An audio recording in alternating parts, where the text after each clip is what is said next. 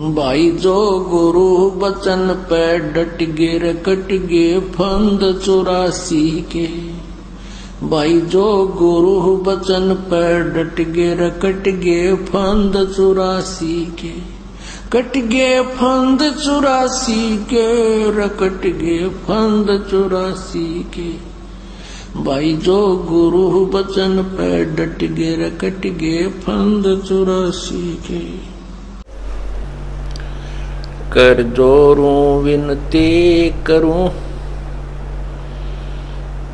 धरूं चरण पर शीस।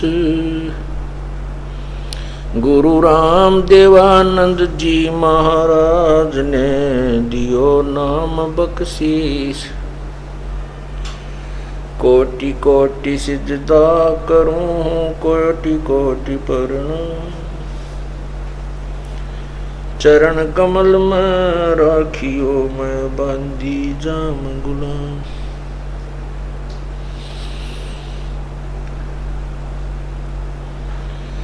गुरु जी तुम ना भूलियो चाहे लाख लोग मिल जाई। हमसे तुमको बहुत है तुमसे हमको नहीं। तुम्हारे विसारे क्या बने मैं किसकी शरण में जाऊं। शिव विरंच मुनि नारदा तिनके हृदय न समाऊं।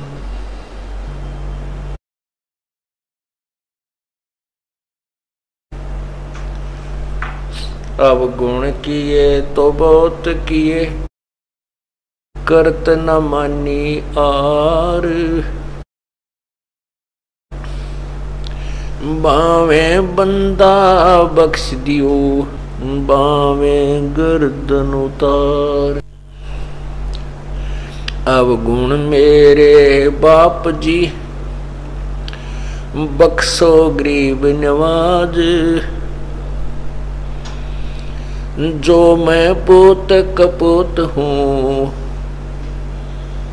बोर पिता को लाज।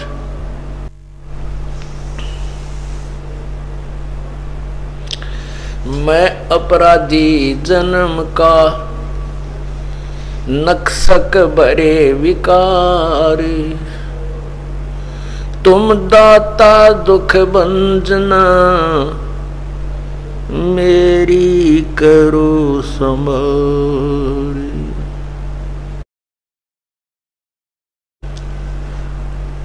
बंदे तो कर बंदगी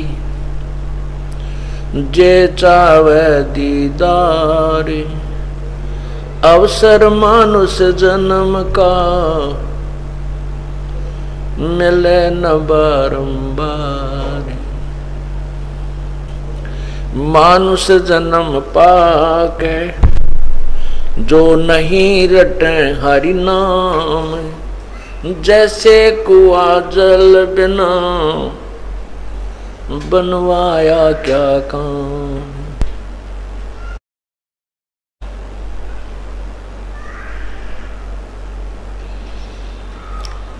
रतन जड़ाऊ मंदिर है लख योजन स्थान। साकट सगाना बेटियो चाहे हो इंद्र समानी। वो पृथ्वीपति चकवे गए जिनके चक्र चलंत। रावण सरीखे कौन गिन ऐसे गए अनंत। कबीर हरि के नाम बिना राजा रसब होए। मिट्टी लदे कुमार के घास न नीरे कोई। कबीर हरि के नाम बिना ये नार कूतिया होए। गली गली भौंकत फिरे भाई टूक न डाले कोई। बीबी पड़दा रहे थी डोडी लगे थी बार, अब गात उगाड़े फिरती हैं वो बन कुतिया बाजार। वो पर्दे की सुंदरी सुनो संदेशा मोरे, अब गात उगाड़े फिरती हैं कर सरायों सोरे। नक बेसर नक पे बनी पैर थी हार हमेल, सुंदरी से कुतिया बनी देख साहेब के खेल।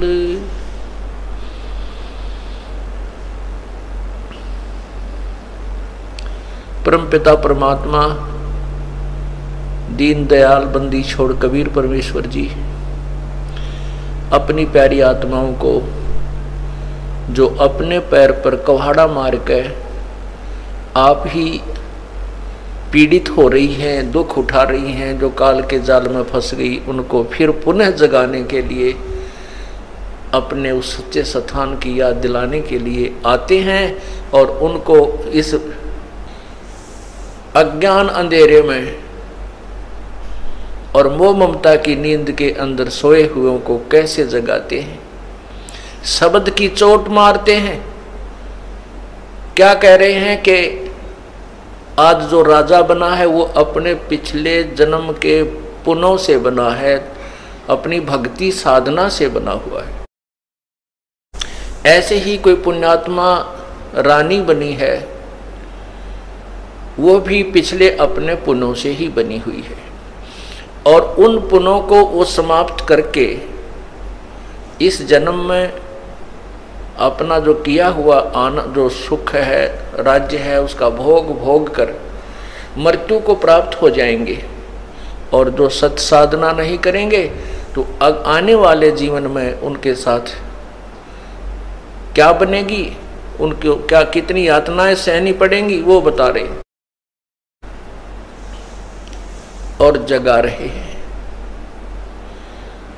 क्या कहते हैं कबीर, हरि के नाम बिना ये राजा रसब हो। रसब कहते हैं खच्चर ने, अच्छे बड़े गधे ने। और मिट्टी लदे कुमार के घास ना नीरे कोई। वो राजा जो भगवान की भक्ति नहीं करता, ये नहीं कि सभी राजा गधे बनते हैं, नहीं। जो परमात्मा को याद नहीं करते, सत साधना नहीं करते, भक्ति भी करते हैं और यदि वो शास्त्र विरुद्ध करते तो भी व्यर्थ है। और जो शास्त्र अनुकूल साधना जो राजा करते हैं वो राजा प्रजा के हितैषी होते हैं, प्रजा को अपने संतान की तरह पालते हैं। वो भेदभाव नहीं करते हैं, राग द्वेष नहीं करते हैं, वो कोई बकवाद नहीं करते। जैसे राजा अम्बरीश थे, राजा अम्बरीश ने उस समय भक्ति की, अगले जन्म में फिर वो राजा जनक बने। राजा जनक के बाद वो अपने पुण्यों को समाप्त करके फिर नानक जी बने। और यदि नानक जी को परमात्मा नहीं मिलते, सत्साधना नहीं मिलती, तो और भी ना जाने किस जोनी में उनको जाना पड़ जाता। और जो राजा भक्ति नहीं करते वो सीधे ही पशु जोनी में गधे बनते हैं। जैसे स्वर्ग का राजा इंद्र भी अपने समय को पूरा करके, शासन को पूरा करके, उसके बाद पहला जीवन गधे का प्राप्त करता है, उसके बाद अन्य योनियों में चला जाता है। तो उसी को परमात्मा याद दिलाते हैं कि कबीर, हरि के नाम बिना वो राजा रसब हो और मट्टी लदे कुमार के फिर घास ना नीरे कोई। उस राजा को जो परमात्मा की भक्ति नहीं करता था और यही माया के जोड़ने में लगा रहा, यही अपने राज्य के सुख को भोग कर चला गया, वो गधा बनेगा। और गधा बनने के बाद कुम्हार उसके साथ कैसा सलूक करता है, सारा दिन काम लेता है और शाम के समय बोरा उतार कर थैला उसकी कमर पर एक डंडा मारेगा और जंगल की तरफ भेज देता है। वहाँ उसको खाने को भी आहार नहीं देता, वो घास कहीं बाहर ही चर के आता है और सुबह फिर कान पकड़ के और चालता कर देता है।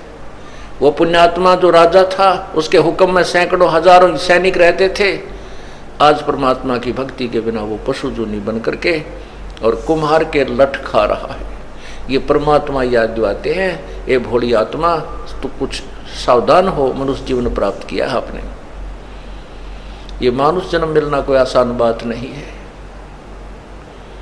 ये ना जाने कितने पुण्य कर्म, कौन कौन से जन्मों के आपके शेष बचे हुए थे जिससे मानव जन्म मिलता है। और मानव जन्म में फिर ये तत्व ज्ञान मिल जाए तो फिर आपके पुण्यों की कोई गिनती नहीं है। और इसको जो व्यर्थ कर देगा उसके साथ बहुत भयंकर कहानी बनेगी, जो कि अभी बताई जा रही है।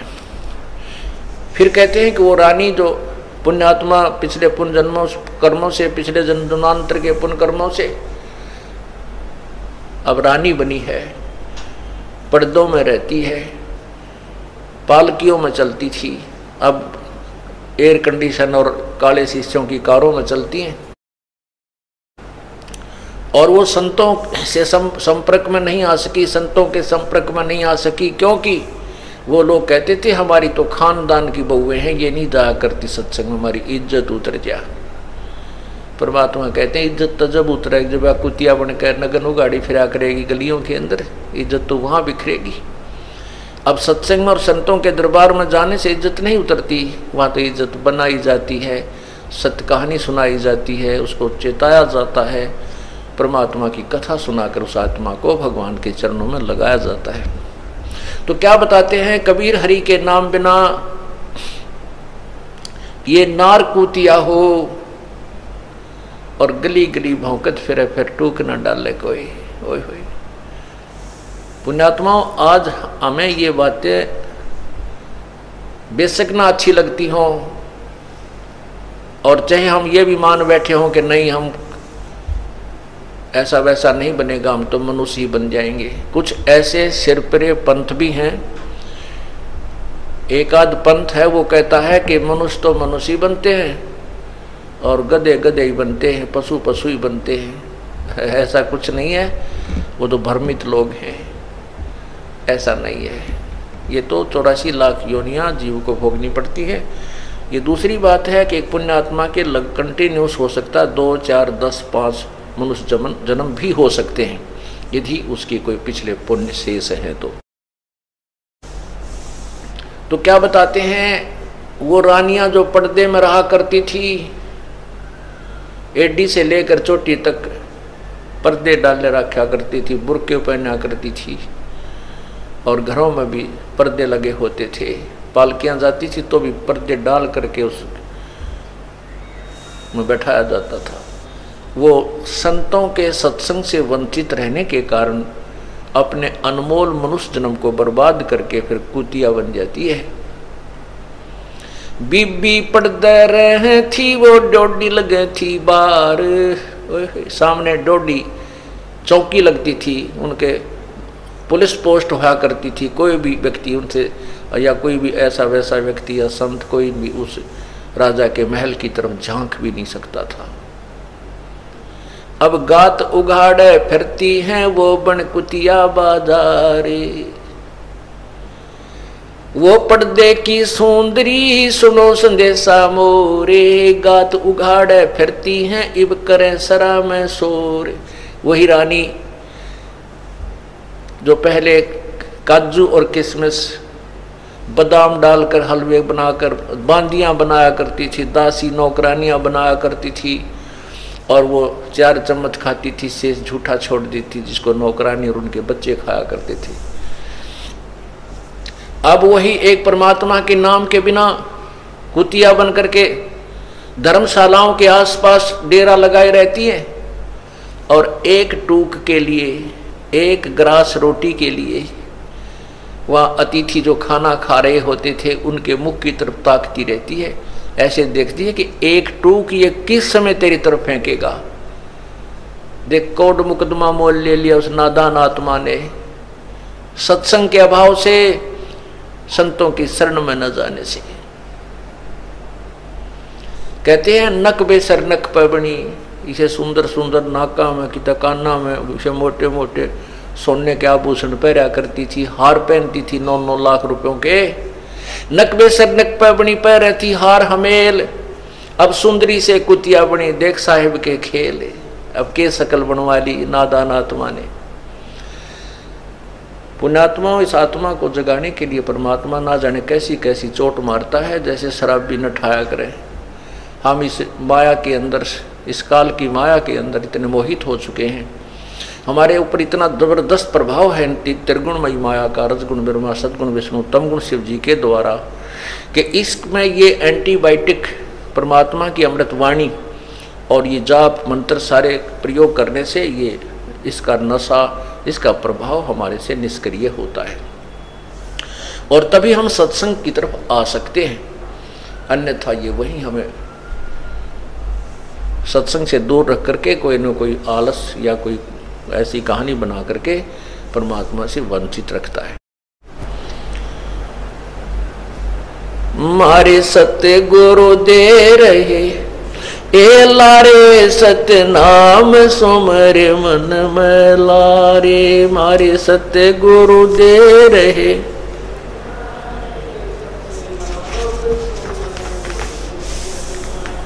सतनाम सुमर मन में लारे, भगवान सुमर मन में लारे। सतनाम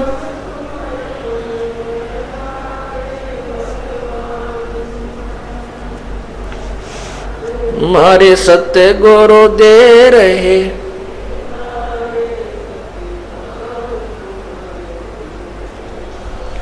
सतनाम सुमर मन में लारे, भगवान सुमर मन में लारे। सतनाम सुमर मन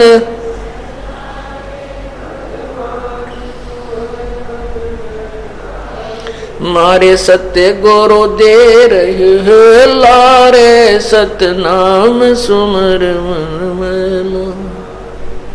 कोडी कोडी माया जोड़ी जोड़ भरा एक थलारे, कोडी कोडी माया जोड़ी जोड़ भरा एक थलारे। खाली आया खाली जागा संग चलना दे लारे, खाली आया खाली जागा संग चलना दे लारे। मारे सत्य गुरु दे रहे,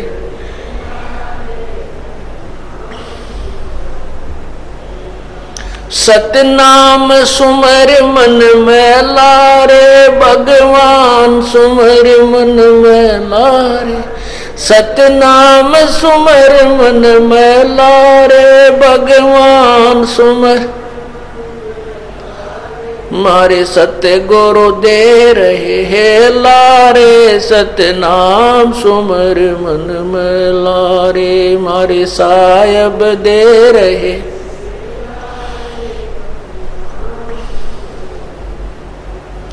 मात पिता तेरा कुटुंब कबीला, यो कोई दिन का मेला रे। मात पिता तेरा कुटुंब कबीला, यो कोई दिन का मेला रे। यही मिलाया यहीं रे बिछुड़ जा, जागा हंस अकेला रे। यही मिलाया यहीं रे बिछुड़ जा, जागा हंस अकेला रे। मारे सत्य गुरु दे रहे,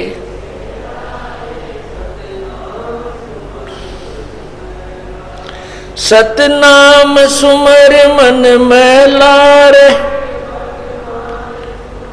मन में लारे। सतनाम सुमर मन, भगवान सुमर मन में लारे। मारे साहिब दे रहे,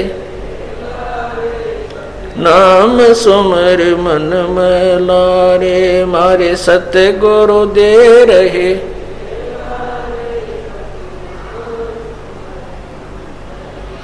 एक डार पे दो पक्षी बैठे, एक गुरु एक चेला रे। एक डार पे दो पक्षी बैठे, एक गुरु एक चेला रे। चेला तो चंचल है भाई, गुरु निरंतर खेला रे। चेला तो चंचल है भाई, गुरु निरंतर खेला रे। मारे सत्य गुरु दे रहे,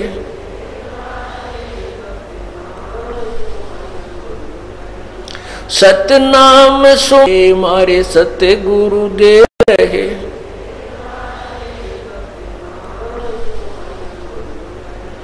सतनाम सुमर मन में लारे, भगवान सुमर मन में लारे। सतनाम सुमर मन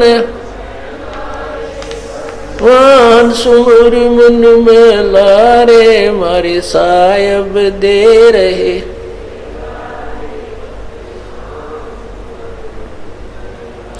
इस पद का तुम भेद सुनो भाई, कौन गुरु कौन चेला रे। इस पद का तुम भेद सुनो भाई, कौन गुरु कौन चेला रे। रामानंद का कहे कबीरा, शब्द गुरु चित चेला रे। रामानंद का कहे कबीरा, शब्द गुरु चित चेला रे। मारे सत्य गुरु दे रहे,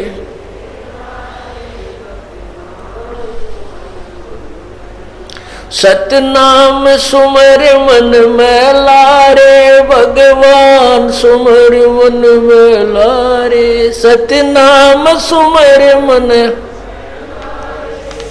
भगवान सुमर मन में लारे, मारे साहिब दे रहे।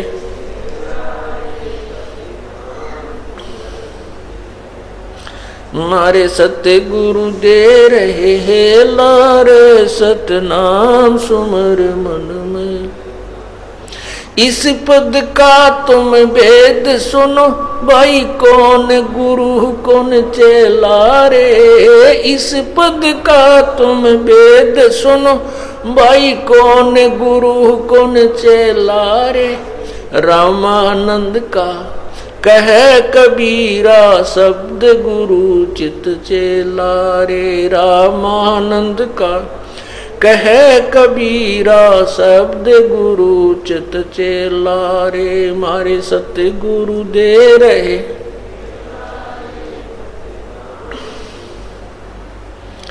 सतनाम सुमर मन में लारे।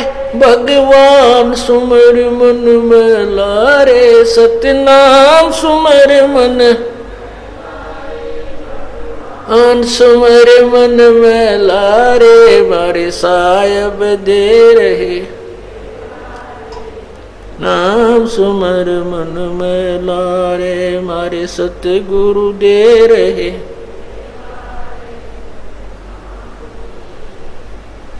सत साहिब सतनाम सुमर मन में लारे, भगवान सुमर मन में लारे। परमात्मा कहते हैं, मलिन मन, हे मलिन मन परमात्मा की भक्ति कर। क्योंकि ये विषय विकारों में परमात्मा की भक्ति ना करने से मन इतना मलिन हो गया है, इस पे इतना मैल चढ़ गया है कि ये परमात्मा की भक्ति में आलस करता है और बाकी बकवाद कितनी करवा ले इसते हैं। जैसे वीसीआर लिया करते पहले, अब तो घर घर कंप्यूटर हो गए, अब भी कर रहे होंगे। वीसीआर लाए किराए पर 100 रुपये लगेंगे एक रात के। तीन फिल्म देखांगे लगातार, तीन घंटे की, 9 घंटे सारी रात सारा कुनबा मुंह बाएं बैठा रहे। 100 रुपये घरते लावे, रात न सोए नहीं हैं, बनाए जा चार देखे जाओ बकवाद ने। और इब्राहिम नाम पर कह देने का टाइम ना मिलता नित्य नियम करने का। अरे तेरा गजब हो, ये नित्य नियम में 1.5 घंटा लगे, यूँ तो समय नहीं मिलता। और मंत्र भी नो कहीं का दीबा पूरा हो से ना तो रह ही जाता है। और तेरा गजब हो। अब मन देख लो कितनी बकवाद में कितना कितने करवा ले। सांग देखने जाया करते, कंपटीशन हो जाता गांव में, फदड़ फदड़ सारे दिन तक काम करते, रात में सारी रात में मानो 10 किलोमीटर पैदल जाते और उन्हें बकवाद सुन के और दांदरे काटते आते। यहाँ सत्संग में आने में आलस कर जाता है ये मन। जैसा कि आप बार बार परमात्मा की वाणी कहते हैं, मैं तो दे दी बालम बैरेनु, अच्छे काम ने ना सुनता, इस पे काना पे घटाड़ जाता है। अब सत्संग के बारे में आप कहते रहो भाई वहाँ सत्संग है बरवाला आश्रम में, सतलोक आश्रम बरवाला में चलोगे तो दूसरे कान दौरे निकल जाए, कोई ना बोले ये के बतला रहे हैं, और कोई नहीं कह रहा वहाँ कंपटीशन हो रहा है फलाने गांव में, तो साथ का जाता होगा नो कह रहा के करे थे वह कित के हो रहा भाई, इस तोड़ इतनी शीघ्रता से कान लाओगा, पूरा पता पूछेगा किस टाइम है, कौन से गांव में है, और सत्संग के जिक्र चले काना पर घटाड़ जाए, बात भी ना सुने, अगे तो मूर्ख से पागल है, तीसरा दिन सत्संग में जान की कहते रहते हैं।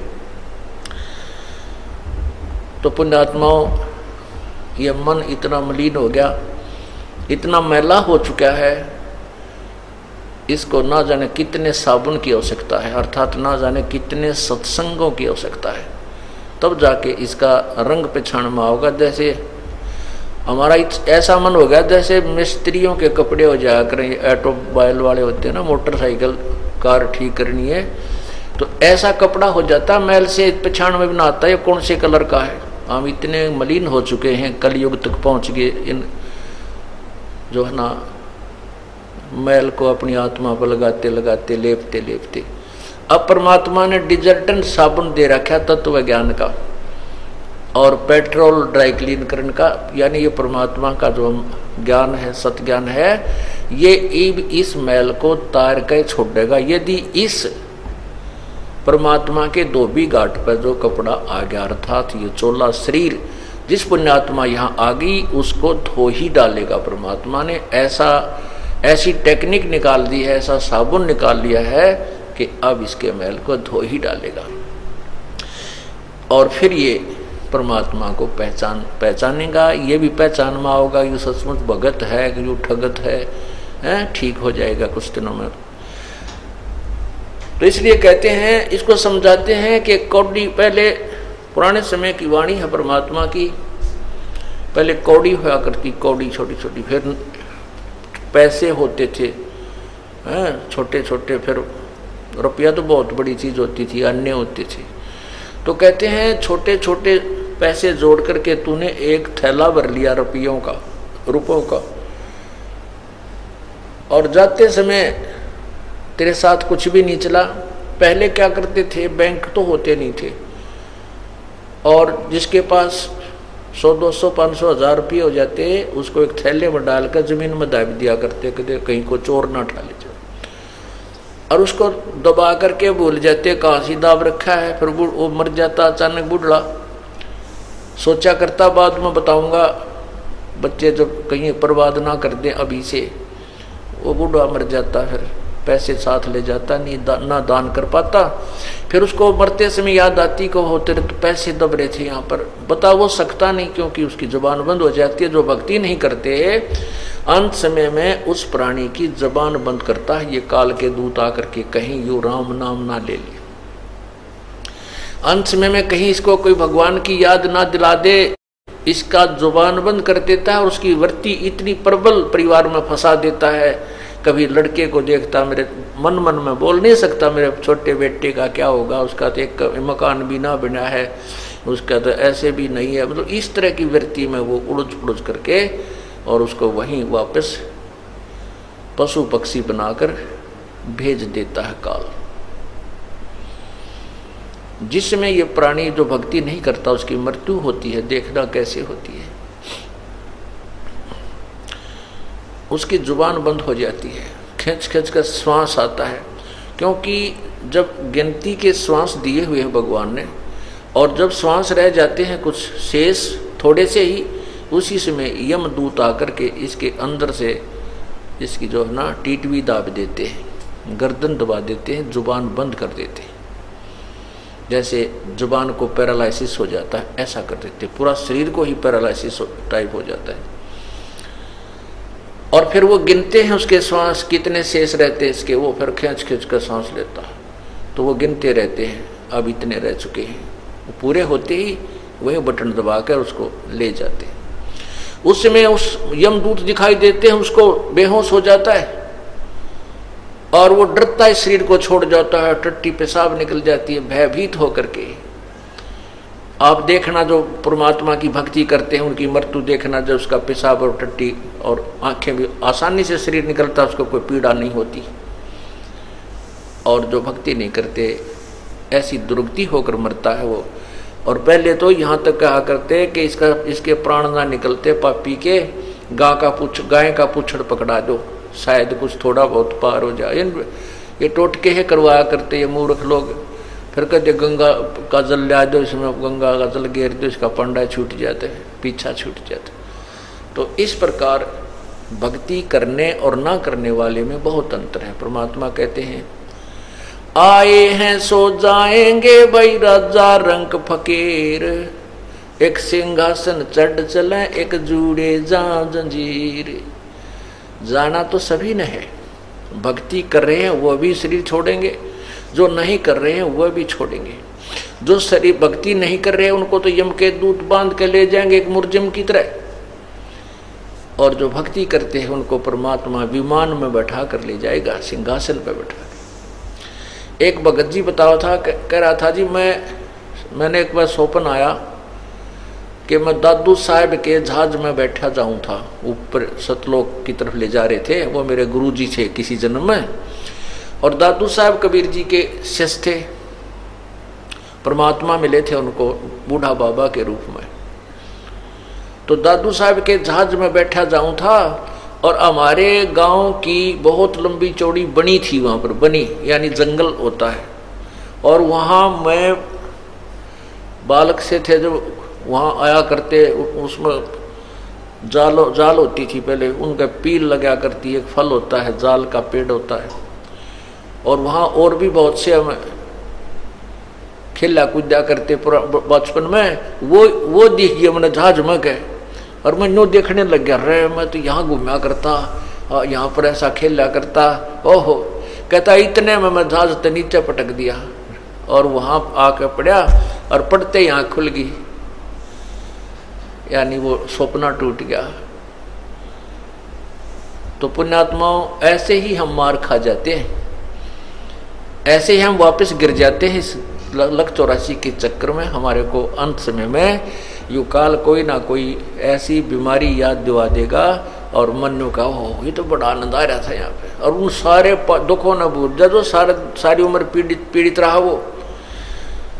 तो पुण्यात्माओं ये ज्ञान तत्व ज्ञान आपको इसलिए सुना जाता है कि आप सावधान रहें, आप मार ना खा जाएं जैसे पहले खा चुके हैं। तो कहते आए हैं सो जाएंगे राजा रंग फकीर, एक सिंहासन चढ़ कर जा एक बंधे जात जंजीर। बहुत अंतर हो जाता है।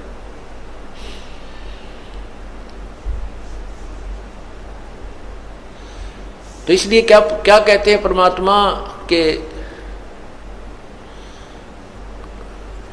जैसे जब वो अंत समय में मरता है, सारी उम्र माया जोड़ कर धर जाता है, और अंत समय में वो बच्चों को भी बताना भूल जाता है, अचानक मर जाता है, तो उसकी मृत्यु वहीं रह जाती है।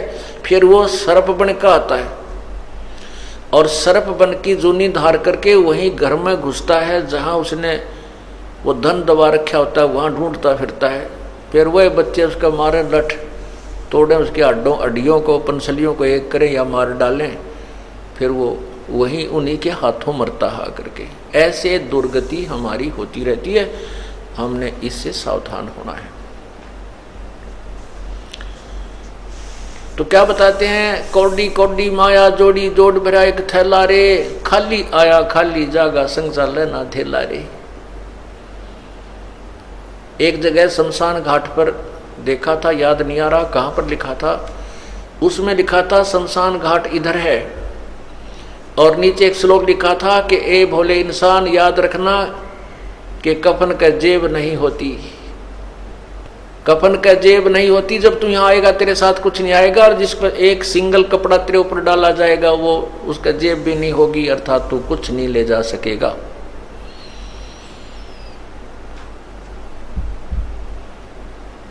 फिर क्या बताते हैं, मात पिता तेरा कुटुंब कबीला, यो कोई दिन का मेला रे। कुछ दिनों का मेला है ये आपका घर, और यहीं में लाया यहीं रे बिछुड़ जा, जागा हंस अकेला रे। यहीं यो मेला भरा था और यहीं एक एक करके ये खत्म हो जाएगा, बिछुड़ जाएगा। और जब अकेले यहां से चलोगे, सारे परिवार को छोड़कर जब देखना क्या बनेगी आपके संग में, जो परमात्मा को याद नहीं करते। परमात्मा कहते हैं, हिड़की दे दे रोएगी सुरता जब तू चलेगी अकेली। आत्मा को कहते हैं, जब बड़े पूरे परिवार ने छोड़कर जिसको तू अपना मान रही है, फिर पछाड़ खा खा रोएगी जब तू अकेली जाएगी, यहाँ से तेरा कोई साथ नहीं जाएगी। इसलिए परमात्मा की भूल मत गिरने दे। तेरा जितना संस्कार जिसके साथ जुड़ा है वो अपनी उस भूमिका को निभाते हुए परमात्मा को मत भूलिए। इतना ही कहना परमात्मा का। ये सारा कुछ जो है ना ज्ञान सुनाकर आपको इसी तरफ डाइवर्ट करना, आपकी वृत्ति को, इस दिशा को ही बदलना थोड़ा सा। फिर कहते हैं, एक डाल पर दो पक्षी बैठे, एक गुरु एक चेला रे। और चेला तो चंचल है भाई, गुरु निरंतर खेला रे। अब क्या बताते हैं कि जैसे आगे निर्णय देते हैं कौन तो गुरु है कौन चेला है। अब जैसे ज्ञान मार्गदर्शन करना, तो इस दास आपका गुरु है और आप शिष्य हो। और फिर आपको जो नाम दे दिया है, फिर आपने कैसे जो नाम दिया है उसको, वो तो आपका गुरु और चित्त, अर्थात जैसे गुरु जी के प्रति आपका अटूट भाव, अटूट श्रद्धा, अटूट ध्यान लगा रहना चाहिए, गुरु जी की तरफ आपकी वृत्ति सदा रहनी चाहिए। ऐसे ही फिर जब नाम आपको मिल जाता है तो सिमरण करते समय उस शब्द को जो मंत्र दे रखा है वो तो आपके गुरु की तरह, और चित्त को चेला बनाकर उसके ऊपर सिमरण पर लगाए रखना है। कहते हैं, इस पद का तुम भेद सुनो, वो कौन गुरु कौन चेला रे। रामानंद का कहे कबीरा, शब्द जो मंत्र आपको दिया है वो गुरु और चित्त, अर्थात उसके ऊपर मन को लगाए रखना, वो तेरा वो शिष्य है। यानी चित्त को उस मन के ऊपर, मंत्र के ऊपर लगाए रखना, भक्ति करते रहना, ऐसा परमात्मा हमें समझाते हैं। अब पुण्यात्माओं, भक्ति भी करें तो कैसे करें, किसकी करें, कौन परमात्मा है और किस साधना से हमारा मोक्ष होगा, सबसे पहले ये निर्णय करना होता है। और जब तक हमें ये निर्णय नहीं होगा कि हम किस दिशा में चलें, हमने अपने घर की तरफ जाना है, बहुत दूर हम खड़े हैं, और जब तक हमें ये नहीं मालूम कि हमारा घर किस दिशा में है, कौन सा मार्ग है वहाँ जाने का, तो ऐसे कुमार्ग पर जाना व्यर्थ है। विपरीत दिशा में चाहे हम कितनी स्पीड से चलते रहें, वो दिशा दूर, वो हमारे मंजिल से दूर ही हमें ले जाती रहेगी। शास्त्र विधि को त्याग कर मनमाना आचरण जो हम करते हैं वो हमारे लिए हानिकारक है, परमात्मा से दूर कर देता है। कैसे कर देता है? जैसे किसी ने तप किया तो राजा बन गया। अब राजा बन जाता है, फिर नहीं मानता भगवान को, बस वो तो इतना तो मानता है कि तब मंदिर आ गया, न्यों कर लिया। कभी गया तो लोग दिखावा 10-5 हज़ार रुपये दे दिए, कोई जमीन दे दी मंदिर के नाम पे, उसी तरह के। लेकिन कोई नो कहे तो गुरु बना ले और भक्ति कर और बुराई मत कर, माया जोड़नी छोड़ दे, दुनिया को तंग ना कर, टैक्स अधिक मत लगा, और ये बकवाद करनी छोड़ दे, गुटी सूटी लानी छोड़ दे, ये नहीं छूट सकती। तो फिर वो अभिमानी हो जाता है, उसके सामने उसको नो शब्द सुना स्वीकार्य नहीं होता। राजा को कोई नौकर या कोई भी उसको कहे वो नहीं सुनता, उसमें इतना अभिमान बन जाता है और अपने जीवन को खो करके वो पशु जूनी में चला जाता है, परमात्मा से दूर हो गया। शास्त्र विरुद्ध साधना से, अर्थात कुमार्ग पर जाने से, मंजिल से विपरीत दिशा में चला गया। तो हमने सबसे पहले निर्णय करना होगा, जैसा कि सबसे पहले हमने ये निर्णय करना है कि कौन से मार्ग से, कौन सी विधि से, किस भगवान की पूजा से हमारा पूर्ण मोक्ष होगा। जैसे गीता जी अध्याय नंबर 3 के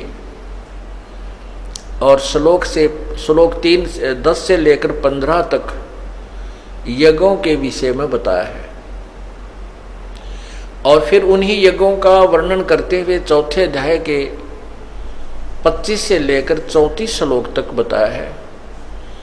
33वें श्लोक में कहा है कि दर्व यज्ञ से ज्ञान यज्ञ अति श्रेष्ठ है। दर्व यज्ञ होता है जो धन से होने वाला अनुष्ठान होता है, जैसे हवन है, घी मोल लाना, धार्मिक जैसे भंडारा है, धर्म यज्ञ है, यह भी पैसे से होती है। कहते हैं दर्व यज्ञ से ज्ञान यज्ञ श्रेष्ठ है, और ज्ञान यज्ञ से फिर सभी कर्म समाप्त हो जाते हैं, क्योंकि ज्ञान का अर्थ, तो उसी के बारे में चौथे अध्याय के 34वें श्लोक में कहा है कि उस ज्ञान को, उस तत्व ज्ञान को जो चौथे अध्याय के 25 से लेकर 31 तक वर्णन किया है काल ने, कि कोई ऐसे साधना करता है, कोई इसको श्रेष्ठ मानता है, कोई तप को श्रेष्ठ मानता है, कोई अन्य जप को श्रेष्ठ मानता है। तो चौथे अध्याय के 32वें श्लोक में कहा है कि उस भिन्न भिन्न प्रकार के यज्ञों अर्थात अनुष्ठान भक्ति विधि के विषय में पूर्ण परमात्मा के मुख्य ज्ञान में, मुख्य ज्ञान माने तत्व ज्ञान में, और वो ज्ञान परमात्मा के मुखारविंद से ही उच्चारण किया गया है, तो परमात्मा ने ही वो बोला है। उसमें बहुत प्रकार से परमात्मा की विधि विस्तार से लिखी है, और उसी के विषय में चौथे अध्याय के 33वें श्लोक में लिखा है कि ज्ञान यज्ञ से, दर्व यज्ञ से ज्ञान यज्ञ अति श्रेष्ठ, ज्यादा श्रेष्ठ है, क्योंकि ज्ञान यज्ञ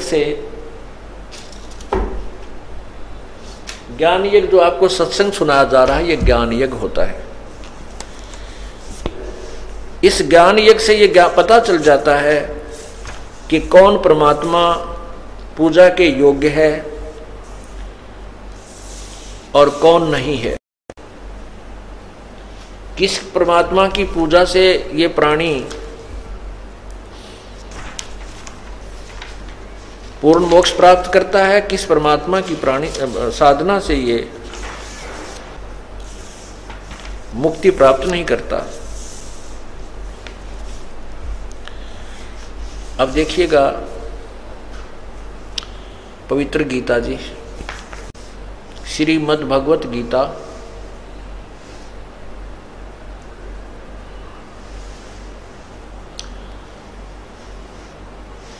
गीता प्रेस गोरखपुर से प्रकाशित है, और इसके अनुवादक हैं जय दयाल गोविंदका। ये देखिएगा अध्याय नंबर 4 श्लोक 25 से देखते हैं। दूसरे योगीजन देवताओं के पूजन रूप यज्ञ का ही भली भांति अनुष्ठान किया करते हैं। अन्य योगीजन साधक परब्रह्म, ये है ब्रह्म अग्नो, ये परब्रह्म नहीं है, ब्रह्म ही समझो, ब्रह्म परमात्म रूप अग्नि में यज्ञेन अभेद दर्शन रूप यज्ञों के द्वारा ही आत्म रूप यज्ञ का हवन किया करते हैं। ये देखिए 26 में, अन्य योगीजन श्रोत्र आदि समस्त इंद्रियों को संयम रूप अग्नि में हवन किया करते हैं। दूसरे योगीजन शब्द आदि, ये जैसे समस्त विषयों को इंद्रिय स्वरूप रूप अग्नि में हवन किया करते हैं। अब ये क्या बता रहे हैं कि दूसरे, ये 28 देखिएगा,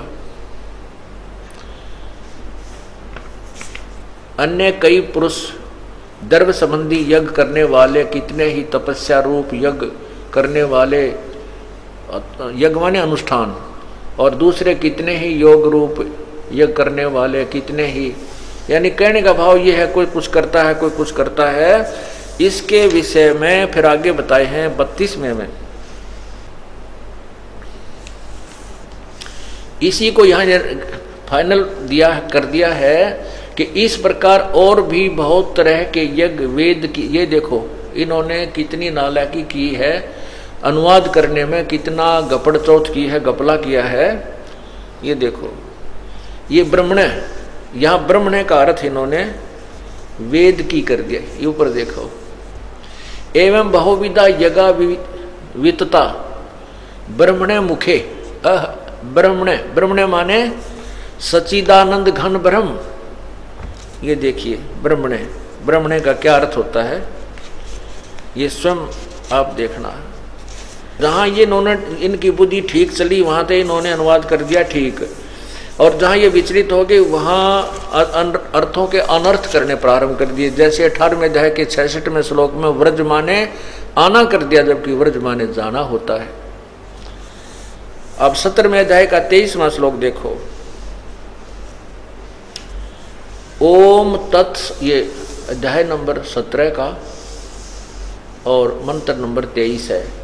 ओम तत्सत इति निर्देश है ब्रह्मण त्रिविध समर्थ है, ब्राह्मणा तेन वेदा च यज्ञा च विहिता पुरा। ओम तत्सत, ऐसा 3 प्रकार का, ये ब्रह्मण्य माने सच्चिदानंद घन ब्रह्म का, सच्चिदानंद घन ब्रह्म का, अर्थात ब्रह्मण्य का अर्थ है सच्चिदानंद घन ब्रह्म। सच्चिदानंद घन ब्रह्म कौन है? वो दिव्य पुरुष, पूर्ण परमात्मा, सतपुरुष। अब यहाँ देखिएगा, अब हम इसका अनुवाद आप स्वयं करेंगे तब अच्छा लगेगा। इन्होंने तो अज्ञान कर डाला क्योंकि इनको ज्ञान नहीं था, अनर्थ कर दिए। अब ये क्या कहता है कि एवं, यही चौथे अध्याय का 32वां श्लोक, एवं बहुविधा यज्ञा वितता ब्रह्मण्य मुखे कर्मजान विदितान सर्वान एवं ज्ञात्वा विमोक्षय से। इस प्रकार और भी बहुत तरह के यज्ञ यहाँ देखना था। ऐ है ब्रह्मण्य माने सच्चिदानंद घन ब्रह्म के मुखे माने मुख्य, ये के मुख्य वाणी में, हम यही कर लें इनका शरत के मुख्य वाणी में, अर्थात परमात्मा के मुख्य ज्ञान में, क्योंकि ये तो खुद तो बता ही रहा है कुछ ऐसा कर लो, ये कर लो, वो करते हैं, ऐसा करते हैं। अब कहते उस पूर्ण परमात्मा के मुख्य ज्ञान में, ब्रह्मण्य मुखे, परमात्मा की वाणी में। अब यही सोच लो, उस परमात्मा की वाणी में, इन्हीं के द्वारा अनुवाद इसी को सच चलते। ब्रह्मण्य माने सच्चिदानंद घन की वाणी में, अर्थात उस पूर्ण परमात्मा के द्वारा दिए गए सवसम वेद में, उनके द्वारा उच्चारित उस उनके मुख कमल से उच्चारित उस ज्ञान में, तत्व ज्ञान में नाना प्रकार भिन्न भिन्न प्रकार से बहुत से तरीके, मतलब यथार्थ तरीका उस परमात्मा अर्थात उस तत्व ज्ञान में भेद दिया हुआ। ये देखिए, इस प्रकार बहुत तरह के यज्ञ यानी बहुत प्रकार की साधनाओं की जानकारी ब्रह्मण्य माने सच्चिदानंद घन परमात्मा की वाणी में। ओए है, ब्रह्मण्य माने सच्चिदानंद घन, इन वेद कर दिया ब्रह्म का, कोई बात हुई या? अच्छा, विस्तार से कहे गए हैं। ओए है, फिर कहा है कि कर्म जान, मन इंद्री और शारीरिक क्रियाएं द्वारा संपन्न होने वाले, ये है कर्म जान, कर्म से यानी कर्म योग से होते हैं। जैसे एक संन्यास योग होता है, एक कर्म योग होता है, तो संन्यास योग से कर्म योग ज्यादा अच्छा माना है। कर्म योग माने काम करते करते, अपना हठ योग ना करके, एक स्थान पर ना बैठ करके काम करते करते, कर्म से जैसे आप भक्ति भी करते हो, अपना घर का काम भी करते हो, और फिर यहाँ धर्म भी करते हो, सेवा भी करते हो, तो कहते हैं ऐसा जो कर्मों से काम करते करते यानी कर्म योग से जो काम होता है, साधना होती है, वो वर्णित की गई है उस तत्व ज्ञान में, अर्थात उस पूर्ण परमात्मा के मुख्य ज्ञान में, उस अमर वाणी में। ये देखिए गीता ज्ञानदाता कह रहा है ये है कर्म जान, यानी कर्म योग से, कर्म भक्ति, कर्म करते हुए साधना होने वाले हैं वो साधनाएं। जान विद माने जान, इस प्रकार तत्व से जानकर उनके अनुष्ठान द्वारा कर्म बंधन से सर्वथा मुक्त हो जाएगा। ये तो होया 32वां श्लोक। अब 33वें में कहा है, हे परंतम अर्जुन, ये देखिएगा, ये अध्याय 4 का श्लोक 33 है। हे परंतम अर्जुन, द्रव्य में यज्ञ की अपेक्षा ज्ञान यज्ञ अत्यंत श्रेष्ठ है। आगे देखो, यावन मात्र संपूर्ण कर्म ज्ञान में समाप्त हो जाते। अब ये 34वां जो अध्याय है, 34वां श्लोक है चौथे अध्याय का, इसमें कहा है कि उस जो चौथे अध्याय के 32वें श्लोक में आपको बताया है कि उस पूर्ण परमात्मा के मुख्य ज्ञान में, उसकी वाणी में उस परमात्मा की विशेष विधि लिखी है वो तत्व ज्ञान में। तो कहते उस तत्व ज्ञान को तू तत्वदर्शी संतों को जाकर से समझ, उनसे सुन। अब चौथे अध्याय का 34वां श्लोक निर्णय दे रहा है। ये देखिएगा, अध्याय नंबर 4 और यहां देखिएगा ये 34वां श्लोक। उस ज्ञान को जो चौथे अध्याय के 32वें श्लोक में बताया, उस ज्ञान को तू तत्वदर्शी ज्ञानियों के पास जाकर समझ, उनको भली भांति दंडोत प्रणाम करने से, उनकी सेवा करने से और कपट छोड़कर सरलता पूर्वक प्रश्न करने से वे परमात्म तत्व को भली भांति जानने वाले ज्ञानी महात्मा तुझे तत्व ज्ञान का उपदेश करेंगे। अब ये पवित्र गीता जी आपके उंगलियां पर रट्टी जाएगी कुछ दिनों में, अगर आप ये हमारे लेक्चर अटेंड कर लोगे, ये सत्संग अटेंड कर लिए तो आपके उंगलियों पर रटा दूंगा इनको। और यहाँ का चाहे कोई ब्रह्मा भी आ जाए, विष्णु भी आपके सामने आ जाना, वो भी नतमस्तक होकर जाएगा हमारे छोटे से बच्चे के सामने। उनको भी ज्ञान नहीं है इस बार इस परमात्मा की तत्व ज्ञान का।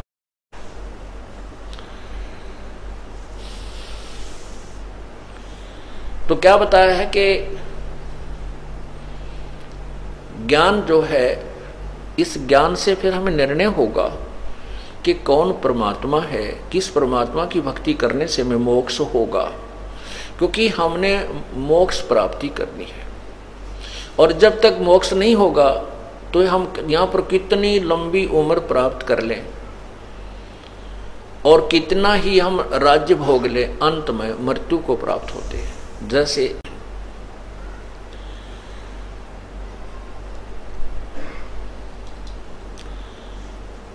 आपने शब्द सुनते हैं, मन तो बसरे सुख के सागर, जहां शब्द सिंधु रत्नागर। ओहो, मन रे तू बसरे सुख के सागर, जहां शब्द सिंधु रत्नागर। शब्द सुख का सागर किसे कहते हैं? सतलोक को। सतलोक वो स्थान है जहां पर जाने के बाद फिर जन्म मृत्यु कभी नहीं होती। जैसे गीता जी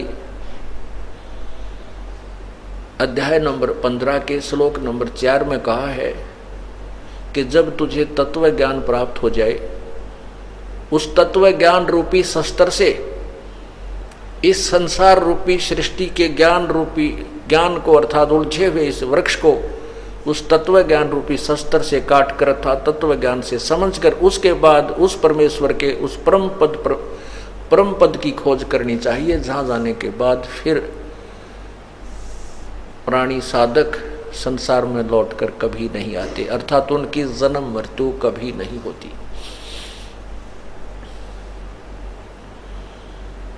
और गीता ज्ञानदाता कहता है कि जिस परमेश्वर से सारी सृष्टि रची गई है, जिसने सब ब्रह्मांडों की रचना की है, अर्थात जिसने उल्टे लटके संसार रूपी वृक्ष की जो है ना विस्तार किया है, जिसने उसकी रचना की है, और मैं भी, गीता ज्ञानदाता कहता, मैं भी उसी की शरण हूं और पूरे निश्चय के साथ उसी की पूजा करनी चाहिए। 18वें अध्याय के 62वें श्लोक में कहा कि तू सर्वभाव से अर्जुन उस परमेश्वर की शरण में जा जिसकी कृपा से तू परम शांति और सतलोक को प्राप्त होगा। शाश्वत स्थान जो कभी नष्ट नहीं होने वाला, सदा रहने वाला स्थान सतलोक है। गीता जी अध्याय नंबर 8 के श्लोक नंबर 16 में कहा कि अर्जुन, ये ब्रह्मलोक तक सभी लोग पुनर्वर्ती में है। ब्रह्मलोक यहाँ की अंतिम अंतिम पड़ाव है यहाँ का ब्रह्मलोक। ब्रह्म की साधना करने वाले, वेदों और गीता अनुसार ओम नाम का जाप करने वाले, ये ओम नाम की कमाई और यज्ञों के आधार से ब्रह्मलोक में चले जाते हैं। और ब्रह्मलोक में जाकर के भी फिर ये वापस जन्म मृत्यु में आते हैं, क्योंकि वहां गए भी प्राणी फिर लौटकर संसार में आते, पुनर्वृत्ति को प्राप्त होते हैं। आप देखिएगा 8वें अध्याय का ये 16वां श्लोक।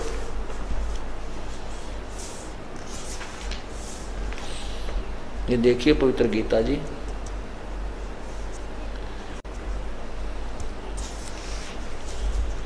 पवित्र गीता जी अध्याय नंबर 8 का और ये श्लोक नंबर 16।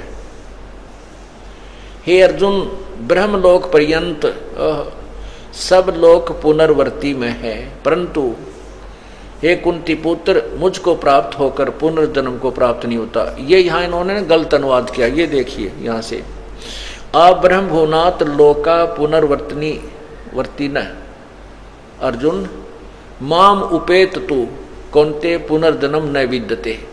अब यहाँ इन्होंने क्या अनुवाद किया है कि मुझे प्राप्त होकर जन्म नहीं होते, नहीं। इसका अर्थ है कि माँ, जिनको ये ज्ञान नहीं कि ब्रह्मलोक तक भी पुनर्वृत्ति में है, वो मेरे वाली साधना करते हैं। वो मेरी साधना करने वाले भी, जिनको ये ज्ञान नहीं है, वो मुझे प्राप्त होकर भी पुनर्जन्म में रहते हैं। क्योंकि अगर यहाँ इसका ये अनुवाद किया जाए कि उनका पुनर्जन्म नहीं होता, तो वो श्लोक गीता जी के व्यर्थ हो जाते हैं। 4थे अध्याय के 5वें श्लोक में कहा है कि अर्जुन, तेरे और मेरे बहुत से जन्म हो चुके हैं, तू नहीं जानता, मैं जानता हूं। और गीता जी के अध्याय नंबर 2 के 12 श्लोक 12 में कहा है कि अर्जुन, ऐसा नहीं है कि सैनिक और तू और मैं आज ही जन्मे हैं, पहले भी जन्म हुआ, आगे भी होगा, और ये ना सोच कि हम वर्तमान में ही हैं। अर्थात ये गीता ज्ञानदाता स्वयं कहता है कि हम, मैं और तू तो जन्म मृत्यु में। इसलिए 18वें अध्याय के 62वें श्लोक में कहा कि अगर तूने पूर्ण मोक्ष चाहिए तो उस परमात्मा की शरण में जा, उसकी कृपा से तो परम शांति और शाश्वत सतान यानी सतलोक को प्राप्त होगा। तो हम यहाँ पर इतना ही लें कि ब्रह्मलोक तक भी यहाँ नाश, सभी जन्म मृत्यु और पुनर्जन्म में आते हैं। तो क्या बताते हैं, और जन्म मृत्यु है तो सुख नाम की चीज प्राणी को नहीं है। यहाँ पर हम सुख मानते हैं, जैसे निर्धन मानता है कि धनवान बहुत सुखी होता है, और धनवानों की स्थिति अगर आप देख लो तो कहना ही क्या है, उसको चैन नहीं दिन रात। धनवान सेठ सोचता है कि राजा लोग ही सुखी होते हैं, इनके आगे पाछे नौकर घूमते हैं और इनकी जुबान से सब कुछ ठीक होता चला जाता है। नहीं, राजा कभी सुखी नहीं होता। एक परिवार का छोटा सा मुखिया जिसमें 5-7 सदस्य होते हैं, उन्हें के अरेंजमेंट में उसको दिन रात नींद नहीं आती, चिंताएं बनी रहती हैं। और एक राजा तो बहुत बड़े क्षेत्र का पिता मुखिया बन जाता है, एक जो है ना इंचार्ज बन जाता है, तो वो इतने बड़े परिवार का पिता बन जाता है, तो उसको दिन रात नींद नहीं आती। कभी कोई प्राकृतिक आपदा आ गई है, कभी उसके अपने ही मंत्रिमंडल में कोई विद्रोह होने की खतरा रहता है, कोई विरोधियों का उसके जो है ना कुछ सुनने को मिलता है। हाँ ठीक है, वो सामने घुटी ला के पड़ गया है, तड़के सलूट मारने खड़े पावे हैं, इसलिए वो ऐसा लगता है कि राजा बहुत सुखी होगा। नहीं, राजा को सपने में भी सुख नहीं होता। राजा सोचता है कि स्वर्ग के देवता सुखी होंगे, देवता सोचते हैं इंद्र को ही सुख होगा। इंद्र को जब देखते हैं, इंद्र की दुर्गति, ओए होए, आप इतिहास पढ़कर देखो स्वर्ग के राजा इंद्र का, कभी उसके ऊपर कोई चढ़ाई कर रहा है, कभी उसको कभी इंद्र तो है ना अपने राजधानी छोड़कर भाग जाता है, मार काट हुई रहती है। इंद्र सोचता है ब्रह्मा विष्णु महेश ही सुखी होंगे। ब्रह्मा विष्णु महेश को सौंपने में भी सुख नहीं है। पुण्यात्माओं, ये जो आपको ज्ञान सुनाया जाता है ये तत्व ज्ञान है, और इसमें ये सत्य समझना। आपको दिखाता हूं विष्णु पुराण में, विष्णु जी विष्णु पुराण में कहते हैं कि मुझे तो सौंपन में भी सुख नहीं है।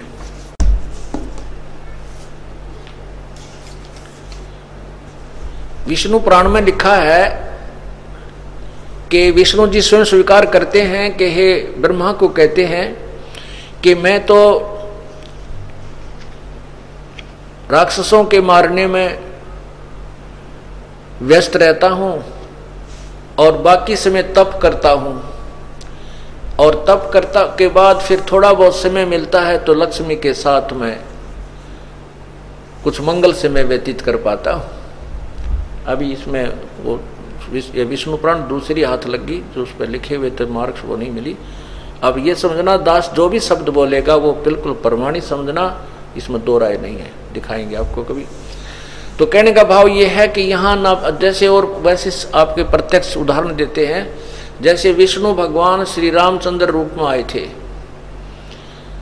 जुआ हुए, ब्याह हुआ, विवाह होते ही वनवास हुआ, वनवास में सीता जी का अपहरण हुआ, फिर रावण के साथ लट्ठम लट्ठा, ना जाने कितनी दुनिया की मार काट हुई, करोड़ों आदमी अरबों आदमी मारे गए, और फिर सीता जी वापस आए, आते कुछ वर्षों के बाद ही उनको घर से निकाल दिया, गर्भवती को, बच्चे कहीं श्री राम कहीं, वो चाहे सारी पृथ्वी का राजा हो, जिसका परिवार की तो जंगल में दुख पा रहा हो, परिवार उसके पास नहीं है तो उसको सोपन में भी सुख नहीं हो सकता, चाहे कितनी बात बना ले। उसके बाद श्री कृष्ण रूप में आए, आपने देखा उनका इतिहास, क्या हाल हुई उनकी, क्या हालत थी। बचपन से मामा शत्रु, कभी जरासिंह मारने आ रहा है, कभी चारनोर शत्रु हो गया, कभी कंस शत्रु बन गया, कभी जेल में जन्म हुआ, और अंत में श्री कृष्ण जी का क्या हुआ कि उनके सामने ही पूरा यादव कुल, उनके उसके बेटे भी पोते भी, सब भाई बहन भाईचारा सब वहीं आपस में लड़कर मर गए, नष्ट हो गए। जिस व्यक्ति की आंखों के सामने सारा परिवार मर जाए वो कितना सुखी हो सकता है। तो परमात्मा हमें क्या बताते हैं, भाई तन दर सुखिया कोई न देखा, जो देखा सो दुखिया हो, उदय अस्त की बात करते हैं, मन सबका किया विवेक का हो, सबका किया विवेक का हो। तन दर सुखिया कोई न देखा, जो देखा सो दुखिया हो, उदय अस्त की बात करते हैं, मन सबका किया विवेक का हो, सबका किया विवेक का हो। भाई घाटे बादे सब जग दुखिया, के गृहस्थी बैरागी हो, घाटे बादे सब जग दुखिया, के गृहस्थी बैरागी हो, सुख देव ने दुख के डर में, गर्भ में माया त्यागी हो, गर्भ में माया त्यागी हो। तन दर सुखिया कोई न देखा, जो देखा सो दुखिया हो, उदय अस्त की बात करते हैं, मन सबका किया विवेक का हो, सबका किया विवेक का हो। भाई जंगम दुखिया योगी दुखिया, तपस्वी को दुख दूना हो, जंगम दुखिया योगी दुखिया, तपस्वी को दुख दूना हो। आशा तृष्णा सब में व्यापे, कोई महल ना सुना हो, कोई महल ना सुना हो। तन दर सुखिया कोई ना देखा, जो देखा सो दुखिया हो, उदय अस्त की बात करते हैं, मन सबका किया विवेक का हो, सबका किया विवेक का हो। भाई साच कहूं तो यो जग ना माने, और झूठ कही ना जाई हो। साच कहूं तो यो जग ना माने, पर झूठ कही ना जाई हो। ब्रह्मा विष्णु ये शिव जी दुखिया, जिन ये राह चलाई हो, जिन ये राह चलाई हो। तंदर सुखिया कोई न देखा, जो देखा सो दुखिया हो। उदय अस्त की बात करते हैं, मन सबका किया विवेक का हो, सबका किया विवेक का हो। फिर क्या बताते हैं भाई सुरपति दुखिया भूपति दुखिया, ये रंग दुखी बपरीती हो। सुरपति दुखिया भूपति दुखिया, रंग दुखी बपरीती हो। कहे कबीर और सब दुखिया, एक संत सुखी मन जीती हो। संत सुखी मन जीती हो। तंदर सुखिया कोई न देखा, जो देखा सो दुखिया हो। उदय अस्त की बात करते हैं, मन सबका किया विवेक का हो। सबका किया विवेक का हो। भाई सुरपति दुखिया भूपति दुखिया, रंग दुखी बपरीती हो। सुरपति दुखिया भूपति दुखिया, रंग दुखी बपरीती हो। कहे कबीर और सब दुखिया, एक संत सुखी मन जीती हो। संत सुखी मन जीती हो। तंदर सुखिया कोई न देखा, जो देखा सो दुखिया हो। उदय अस्त की बात करते हैं, मन सबका किया विवेक का हो। सबका किया विवेक का हो। सत साहेब अब क्या बता रहे हैं? परमात्मा कहते मैंने तो इस 21 ब्रह्मांड में कोई व्यक्ति, कोई भी प्राणी जिसने शरीर धारण किया हुआ, हमने तो कोई सुखी देखा नहीं। परमात्मा कहते हैं ब्रह्मांड 21 आग लगी है और ये कृत्रिमबाजी सभी ठगी है। 21 के 21 ब्रह्मांड में आग लगी हुई है। ऐसा बुरा हाल है। ऊपर देवताओं की पढ़ लो कहानी पुराणों के अंदर, देवताओं राक्षसों के लट्ठम लट्ठा, ऋषियों की आपस में खेचा ताणी, वो उसको श्राप दे रहा है, वो उसको श्राप दे रहा है, और पता ना कितनी मार काट बुरा हाल है। भगवान परमात्मा कहते हैं साच कहूं तो जग नहीं मानता, क्योंकि ब्रह्मा विष्णु महेश के बारे में आज से 500-600 साल पहले कोई सुनने को तैयार नहीं था। और परमात्मा उस समय भी इसी ज्ञान का डंडोरा पीटा करते थे, जो दास उन्हीं के द्वारा दिए हुए ज्ञान का आज आपके समक्ष ढंडोरा पीट रहा है, उसको उजागर कर रहा है। अब तो सुहा गया आपने, क्योंकि आप पढ़े लिखे हो, शिक्षित हो, और अपने शास्त्र आपके पास समक्ष हैं, हिंदी में अनुवादित हैं। आप देख करके एक बार तो उछल कूद सी बनाया मन में, नो कैसे, और प्रमाण देखते फिर नो कहे जो इसमें लिखा है, और फिर शांत हो जाता है। विष्णु पुराण में ऐसा है, फिर वो पुराण खरीद के लाता है। देवी पुराण में ऐसा कहाँ लिखा, मन तो ना पढ़ा। गीता में से कैसे लिखा है, हमने तो नहीं पढ़ा, और रोज पढ़ा करते, अन्यों का हमने तो नहीं पढ़ा तो था, पर काल ने तुम्हारी बुद्धि ऑफ कर रखी थी, ऑन नहीं होने दी। अब ऑन कर दी परमात्मा ने। अब काल का रिमोट यहाँ फेल हो गया, उसका काम कर नहीं रहा, उसकी रेंज समाप्त होगी परमात्मा के सामने। अब वो ज्ञान हमारी समझ में आ रहा है। तो परमात्मा कहते हैं साच कहूं तो जग नहीं मानना, ये मारना ना हो मेरे को, और झूठ में कह नहीं सकता। साच कहूं तो जग नहीं माने, झूठ कही ना जाई हो। ये ब्रह्मा विष्णु शिव जी दुखिया जिन ये राह चलाई हो। कौन सी राह? रजगुण ब्रह्मा से उत्पत्ति, सतगुण विष्णु से सतिथि, और तम गुण विष्णु से मृत्यु, हमारा संहार। कहते हैं ये भी दुखिया। फिर क्या बताते हैं? सुरपति दुखिया भूपति दुखिया, और रंग दुखी बपरीती हो। सुरपति देवताओं का राजा, सुर माने देवता, पति माने स्वामी। देवताओं का राजा इंद्र भी दुखी, और भूपति सारी पृथ्वी का शासक हो तो भी दुखी। एक सन और रंग दुखी बपरीती हो।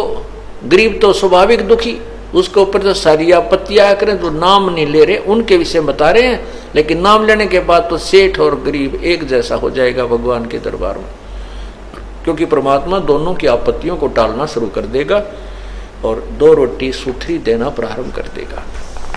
कहते रंग दुखी बपरीती हो, और कहे कबीर और सब दुखिया, एक संत सुखी मन जीती हो। अब संत मन कैसे जीतेंगे? मन चाहता है घुटी ला लूं, शराब पी लूं, मन चाहता है बीड़ी पीऊं, मन चाहता है सिनेमा देखूं, मन चाहता है अब क्यों नहीं सत्संग में चलूंगा, यही देख लेते हैं, फिर देखेंगे। नहीं, जिन्होंने इन मन की बकवादों को हटा दिया, बुराई त्याग दी और सत्संग में आने में आलस नहीं करते, वो सुखी होंगे। और फिर सुखी कौन होगा? जो ना तो इंद्र का राज्य चाहेगा, ना स्वर्ग में वासा चाहेगा, ना यहाँ कोई देवता बनना चाहेगा, ना यहाँ कोई मंत्री पद स्वीकार करना चाहेगा। वो केवल परमात्मा की महिमा का गुणगान करके अपनी भक्ति करके सतलोक जाएगा, सतलोक में सुखी हो जाएगा। वो सतलोक कैसा है? शंखों लहर मेर की उपजे कहर नहीं जा कोई, दास गरीब अचल अविनाशी सुख का सागर सोई। शंखों लहर मेहर की उपजे, ओए होए। आप देखते हो कभी कभी जब अच्छे मूड में होते हैं ना, तो ऐसी अंदर से हिलोर उठती है अपने आप, कोई भी बुरा नहीं लगता, ना किसी के प्रति द्वेष होता, इतनी आत्मा निर्मल होकर के और सबको मित्र मानती है। किसी के साथ थोड़ा बहुत कोई द्वेष भी है तो उसको भी वो भी बुरा नहीं लगता। तो वो मेहर की लहर थी, और उसके बाद फिर ये कहर की लहर शुरू हो जाती है। उसने ऐसे बोल दिया, उसको ऐसे कर दूंगा, उसने उसके पैसे देने हैं, उसने मेरे पैसे नहीं दिए, ऐसा कर दिया, वैसा कर दिया, ये कहर की लहर शुरू हो जाती है। तो वहां कहते हैं जो मेर की लहर आपके अंदर एक कभी कभी आती है, वो शंखों लहर मेर की उपजे, वो वहां पर ना बीपी हाई होता, ना लो होता, ना कोई सिर में दर्द, ना कोई चिंता, ना ले। जैसे बाबू यहाँ सत्संग में आए हो, ये मिनी रिहर्सल है सतलोक की। आप यहाँ 15 दिन रुको, बना बना भंडारे में भोजन मिलेगा, और सुबह शाम दिन रात आपकी भगवान की भक्ति करते हो, बिछे बिछाए कपड़े, ना किसी से लेना ना देना, ना झगड़ा, ना कोई नोक यू यो यहाँ ज्यादा खाता है, यो मैं कम खाता हूँ, एक जैसा भंडारे में सबको मिलता है। और राग द्वेष पैदा करना तो यहाँ भी कर लो, वो अलग बात है। एक आधा ऐसा ने कमा 3 गदेले बिछा कर सोएगा, चलो उसने तो कर दी गलती, दूसरा उसकी रेस करने लग जा हैं, या उसमें द्वेष कर ले, देख 2 बिछा रहा। तो इस तरह हम यहाँ अपने जो है ना अपने बना लेंगे वो, तो यहाँ भी दुखी हो सकते हैं, लेकिन सतलोक में ऐसा नहीं। लेकिन फिर भी मिनी रिहर्सल है ये कि यहाँ आपको कोई चिंता नहीं, ना तो कोई सामान लाने की, नाओ धो और बिछे बिछाए मैट और माला लेकर भजन करो, तो कितना आनंद आता है। कोई द्वेष नहीं है, कोई राग नहीं है, कोई दुख नहीं। जो संसारिक जहाँ आप जाओगे वहां जाते ही पहले तो देखोगे चीनी है कि नहीं, चाय कितनी रह रही है, दाल है कि नहीं, सब्जी लानी है, फलाना करना है, हो गया ना समस्या शुरू। तो हम सतलोक में जाने के बाद ऐसे हो जाएंगे, वो अपने परम पिता के भंडारे भरे रहते हैं, वो कभी समाप्त नहीं होते, एवर लास्टिंग है वो। तो क्या बताते हैं? शंखों लहर मेर की उपजे कहर नहीं जा कोई, दास गरीब अचल अविनाशी ही सुख का सागर सोई।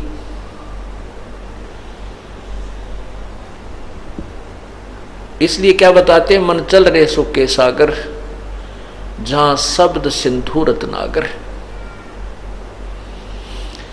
मन तू चल रहे सुख के सागर, जहां शब्द सिंधु रत्नागर। ओए होए, उस परम पिता के दरबार में शब्द सिंधु रतन आगर, आगर माने आगा, आगार माने होता है डिपू खान, जिसमें बहुत ही ज्यादा बहुसंख्या में अनगिन सुख हो।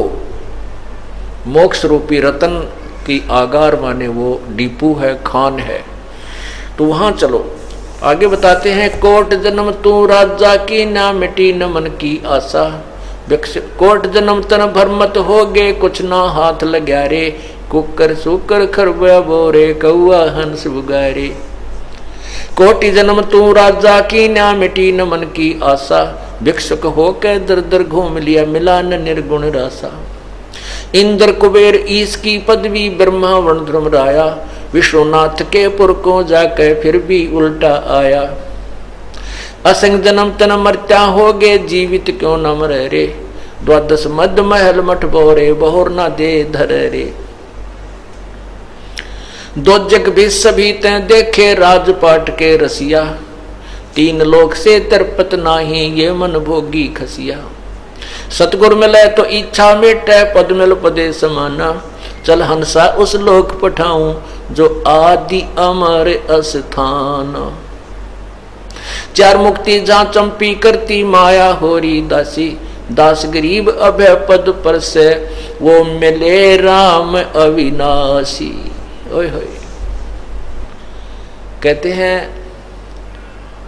कोट जन्म तन भरमत होगे, कुछ ना हाथ लग्या रे। होय होय। एक थोड़ी सी झलक दिखाता हूं आपको महावीर जैन जी की। पुण्यात्माओं, कलेजा फट जाएगा जब इंसान हो गया, आप अपनी होश में हो गए तो कलेजा फट जाएगा आपका, अर्थात आपकी वो अंधकार हट जाएगा जिसके कारण आप यहाँ मस्त हुए बैठे हो।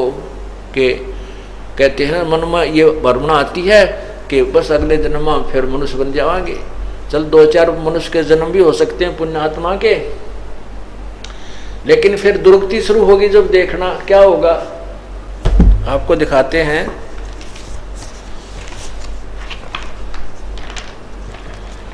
महावीर जैन जी के जीवन की थोड़ी सी झलक दिखाएंगे, क्योंकि आज विषय दूसरा है।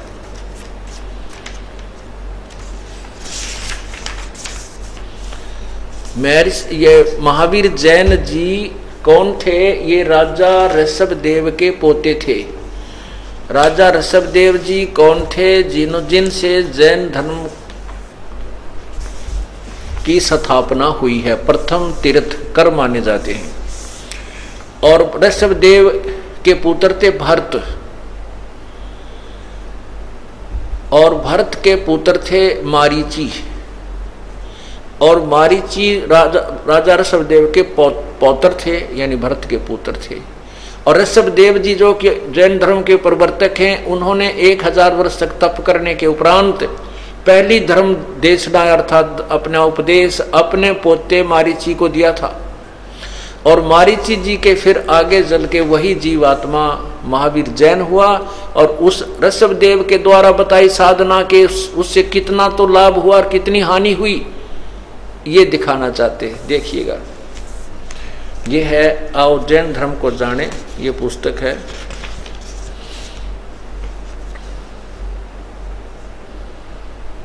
आओ जैन धर्म को जाने, ये ओम ओम हरिम नमः हरिम, आओ जैन धर्म को जाने। ये महावीर जैन जी के फोटो हैं इसमें सारे। अब यहां देखो, आओ जैन धर्म को जाने। लेखक हैं प्रवीण जैन, चंद्र जैन, M.A. शास्त्री, जम्बूद्वीप हस्तिनापुर। प्रकाशक है श्रीमती सुनीता जैन, जम्बूद्वीप हस्तिनापुर। इसके प्रश्न नंबर 293 से शुरू करते हैं। प्रश्न है कि श्री महावीर भगवान के अन्य कौन कौन से नाम हैं? अन्य 5 नाम हैं: वीर, अतिवीर, सन्मति, महावीर और वर्धमान। आगे देखना। श्री 294 पृष्ठ पे श्री महावीर भगवान के जीवन का कथन कहाँ से प्रारंभ होता है? उत्तर, पूर्ववा नामक भील के पर्याय से। अब मारीची से पहले इसके ये जन्म थे, पूर्ववा नामक भील। पूर्ववा भील कौन था और उसने क्या किया? ये पुष्कलावती देश की पुंडरीकिनी नगरी में वह भीलों का राजा था। उसने सागरसेन मुनिराज से मधमास मधु का त्याग व्रत लिया था, जिसे जीवन पर्यंत पालन किया। उत्तर, महावीर भगवान प्रश्न, महावीर भगवान का जीव पूर्वरा भील की प्रिया यानी शरीर से कहाँ गया? उत्तर, पहले सौधर्म स्वर्ग में एक सागर की आयु वाला देव हुआ। फिर भरत चक्रवर्ती, पहले स्वर्ग के बाद श्री महावीर भगवान का जीव किस पर्याय में गया? उत्तर, भरत चक्रवर्ती की रानी अनंतमती से मारीची नामक ज्येष्ठ पुत्र हुआ। अब जैसा कि आपको बताया था कि राजा ऋषभदेव का पुत्र भरत था और भरत का पुत्र मारीची था। और मारीची के जन्म से पहले ये कौन था? ये आत्मा एक भीलों का राजा था, पूर्वरा नामक भील था। और उस भील के बाद वो जैसे कुछ साधना जिससे बताई, उसके बाद वो स्वर्ग में एक देव बना। उसके बाद फिर ये मारीची नामक व्यक्ति बना जो भरत का पुत्र हुआ और ऋषभदेव का पौत्र हुआ। आगे देखो मारीची, और यही मारीची वाली आत्मा महावीर जैन हुआ, जो जैन धर्म का 24वां तीर्थकर माना जाता अंतिम। अब उस जीव की, महावीर जैन के जीव की क्या दुर्गति होती है, अब देखना। यह है भरत चक्रवर्ती की रानी अंतमती से मारीची नामक ज्येष्ठ पुत्र हुआ। फिर क्या हुआ, मारीची की पर्याय से महावीर जैन का जीव किस पर्याय में गया, ओए होए, उत्तर ब्रह्म स्वर्ग में देव हुआ। ब्रह्म स्वर्ग, यो ब्रह्म लोक जिसे कहते हैं, वहां भी जाने के बाद वापस आता देव, वहां देवता बना। और ब्रह्म स्वर्ग से के बाद श्री महावीर भगवान का जीव किस पर्याय में गया, उत्तर अयोध्या नगरी में कपिल ब्राह्मण की काली स्त्री से जटिल नाम का पुत्र हुआ।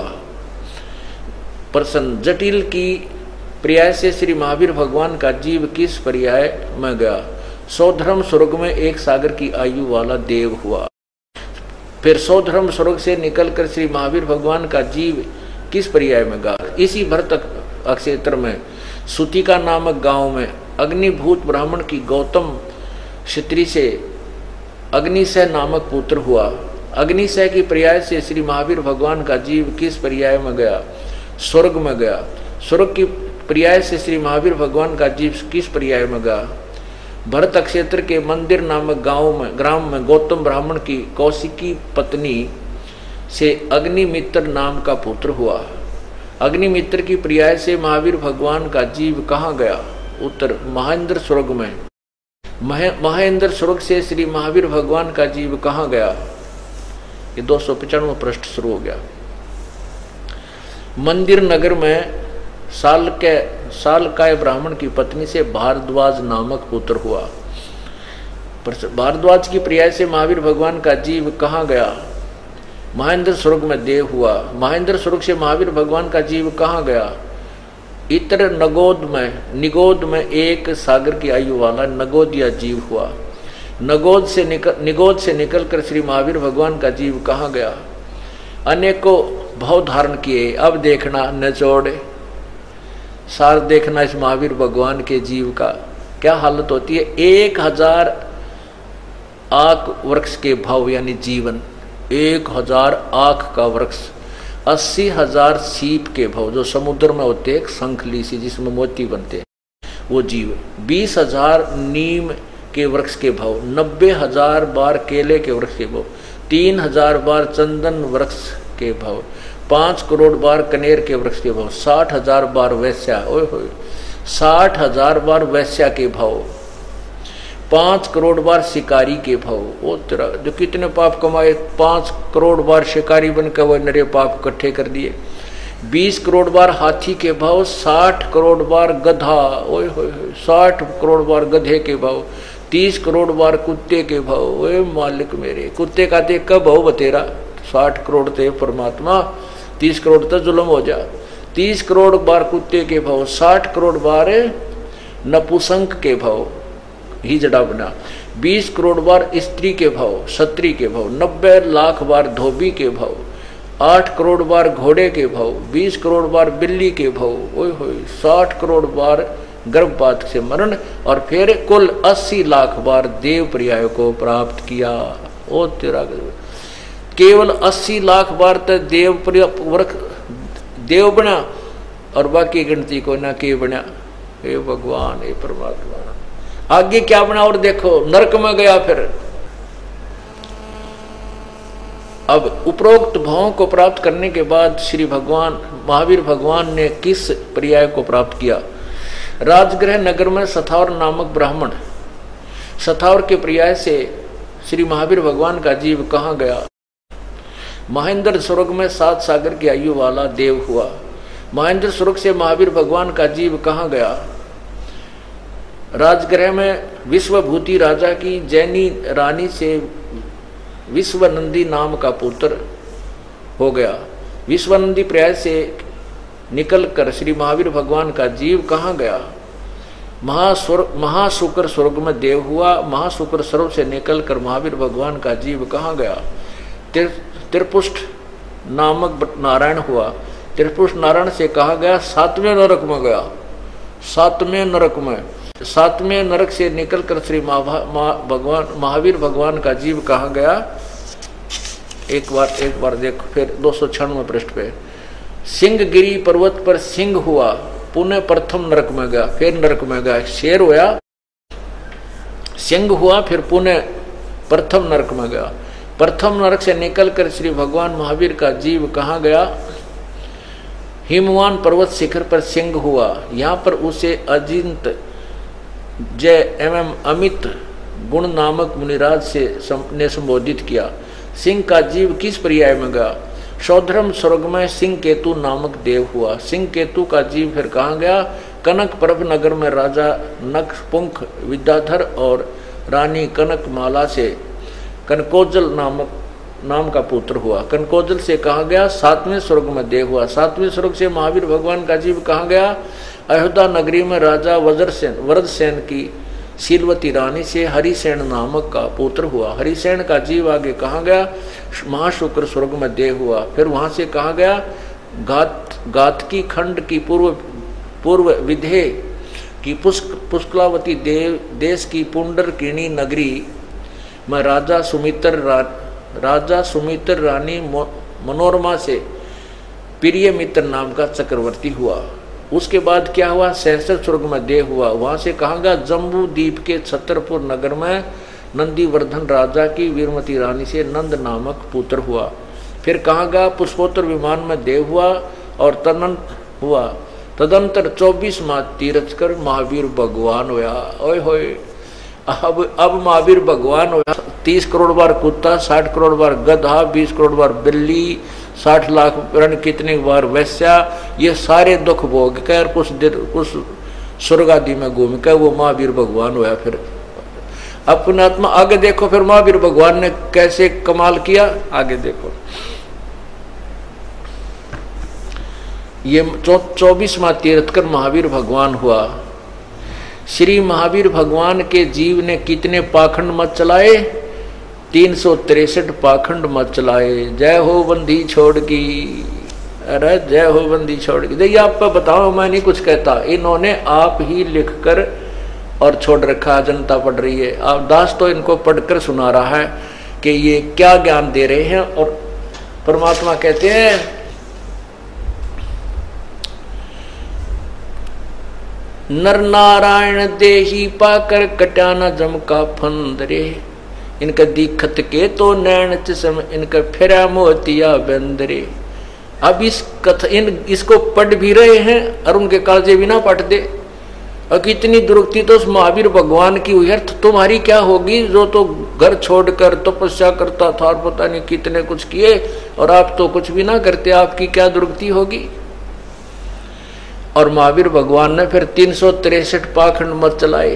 ओए होए, पुण्यात्माओं बहुत गहराई से सोचना होगा हमारे को कि जैसे राजा ऋषभ देव जी वेदों अनुसार साधना करते और करवाते थे, और कुछ उसमें काल का जो भ्रमित ज्ञान जो उसने आकाशवाणी करके ब्रह्मा को भ्रमित किया था वेद प्राप्त होने से पहले ही, तप करो, ये भी समावेश साथ में कारण या खिचड़ी बनवा रखी है।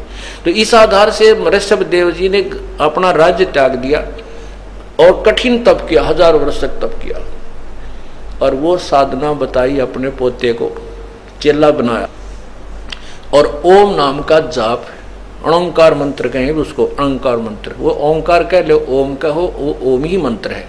घुमा फिरा कर ये आगे अपनी अपनी चतुरता दिखाते रहे।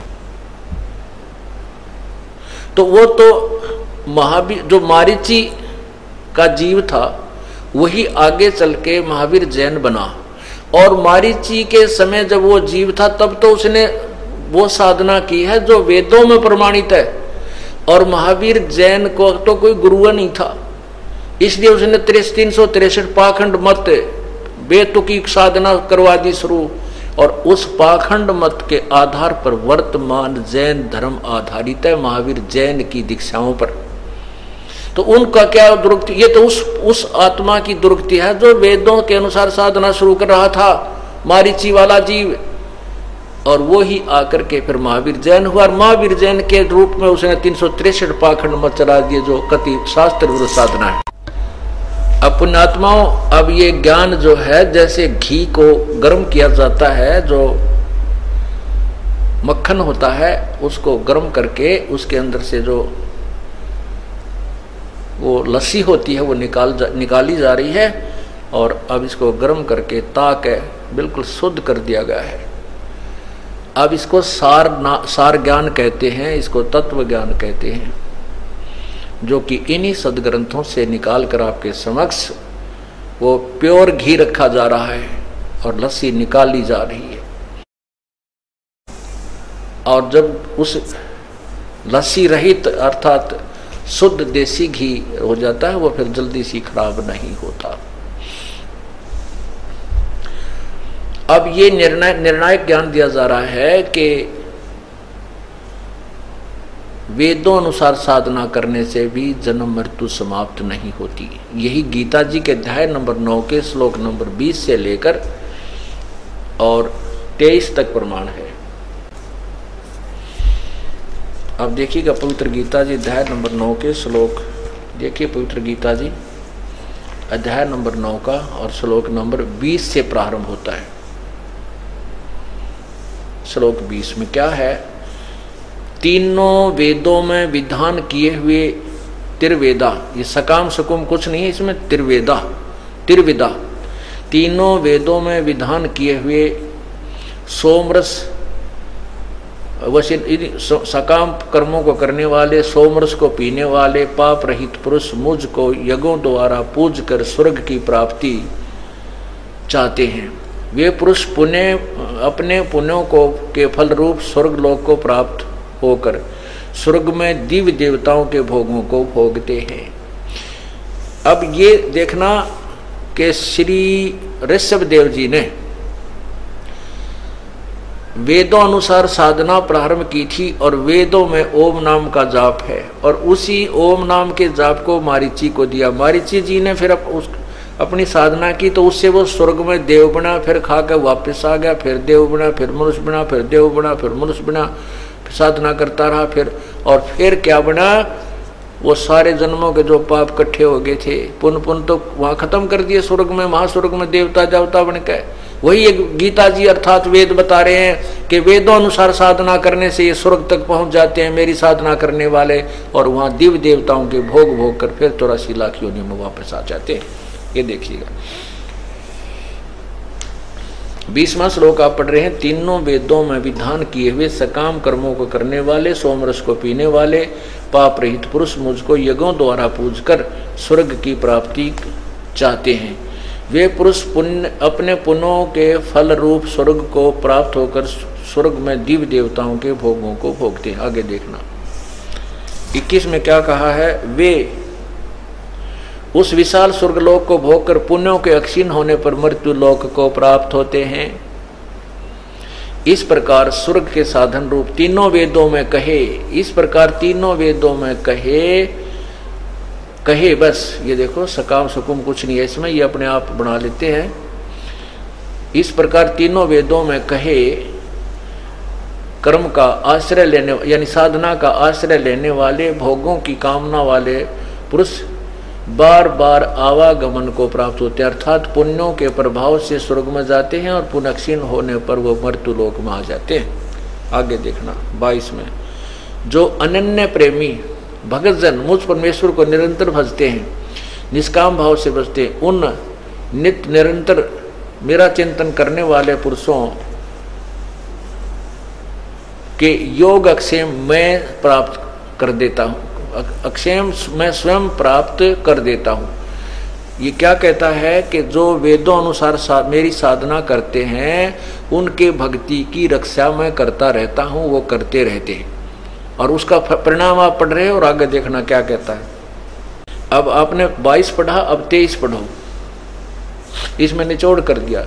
हे अर्जुन, यद्यपि श्रद्धा से युक्त जो सकाम भक्त दूसरे देवताओं को पूजते हैं वे भी मुझको ही भजते हैं, किंतु उनका वह पूजन अविधि पूर्वक अर्थात अज्ञान पूर्वक है।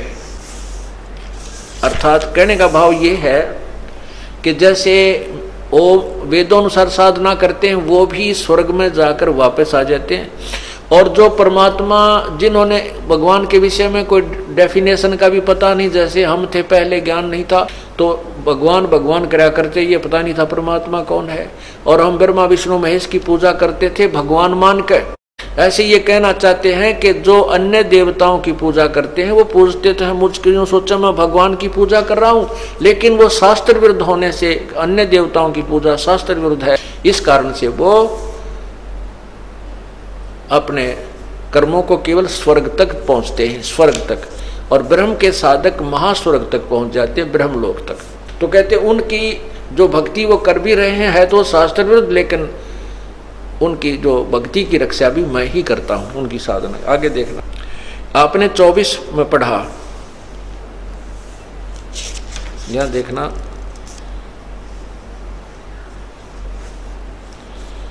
ये 23 आपने पढ़िएगा।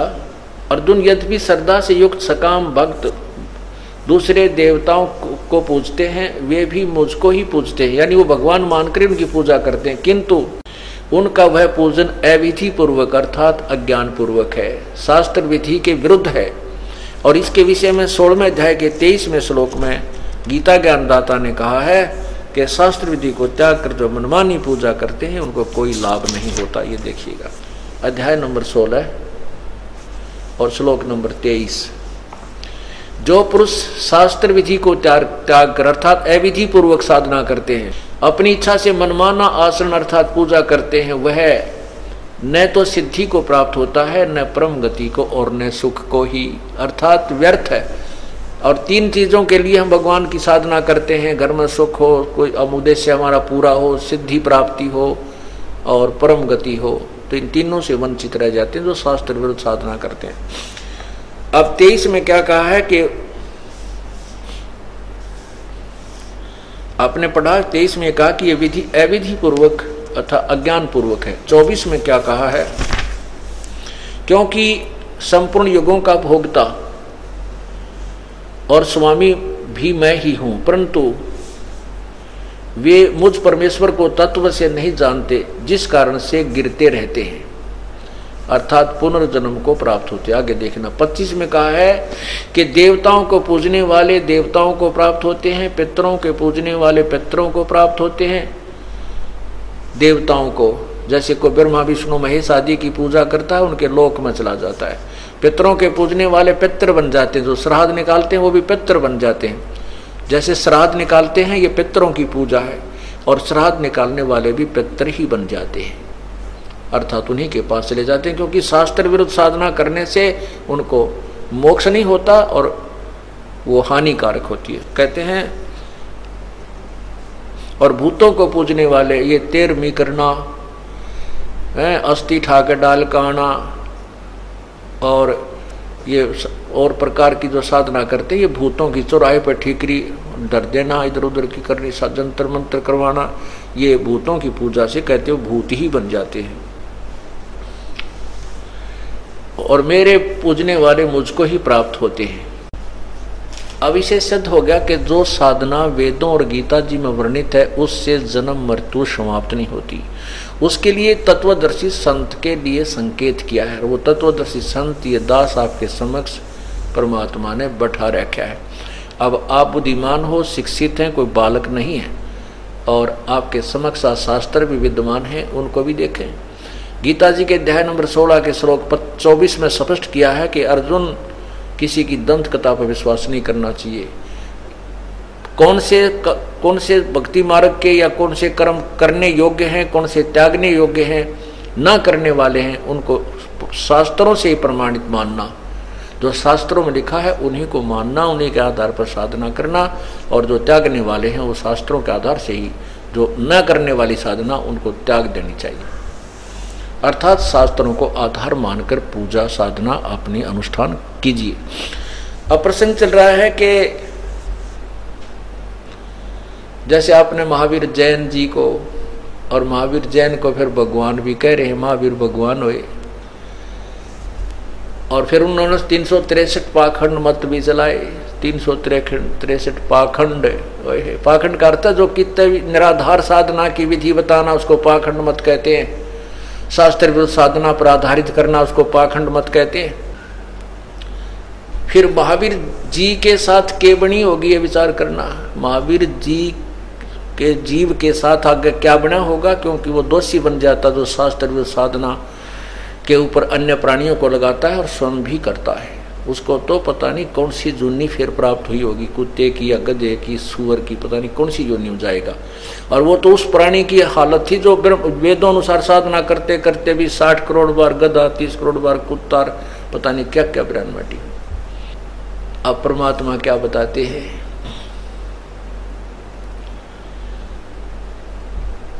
कोट जन्म तन भर मत होगे, कुछ ना हाथ लगा रे, कुकर सुकर खरबया बोरे, कौवा हंस बुगारे। कोटि जन्म तू राजा के, ना मिटी न मन की आशा, भिक्षुक हो के दर दर घूम लिया, मिला न निर्गुण रासा।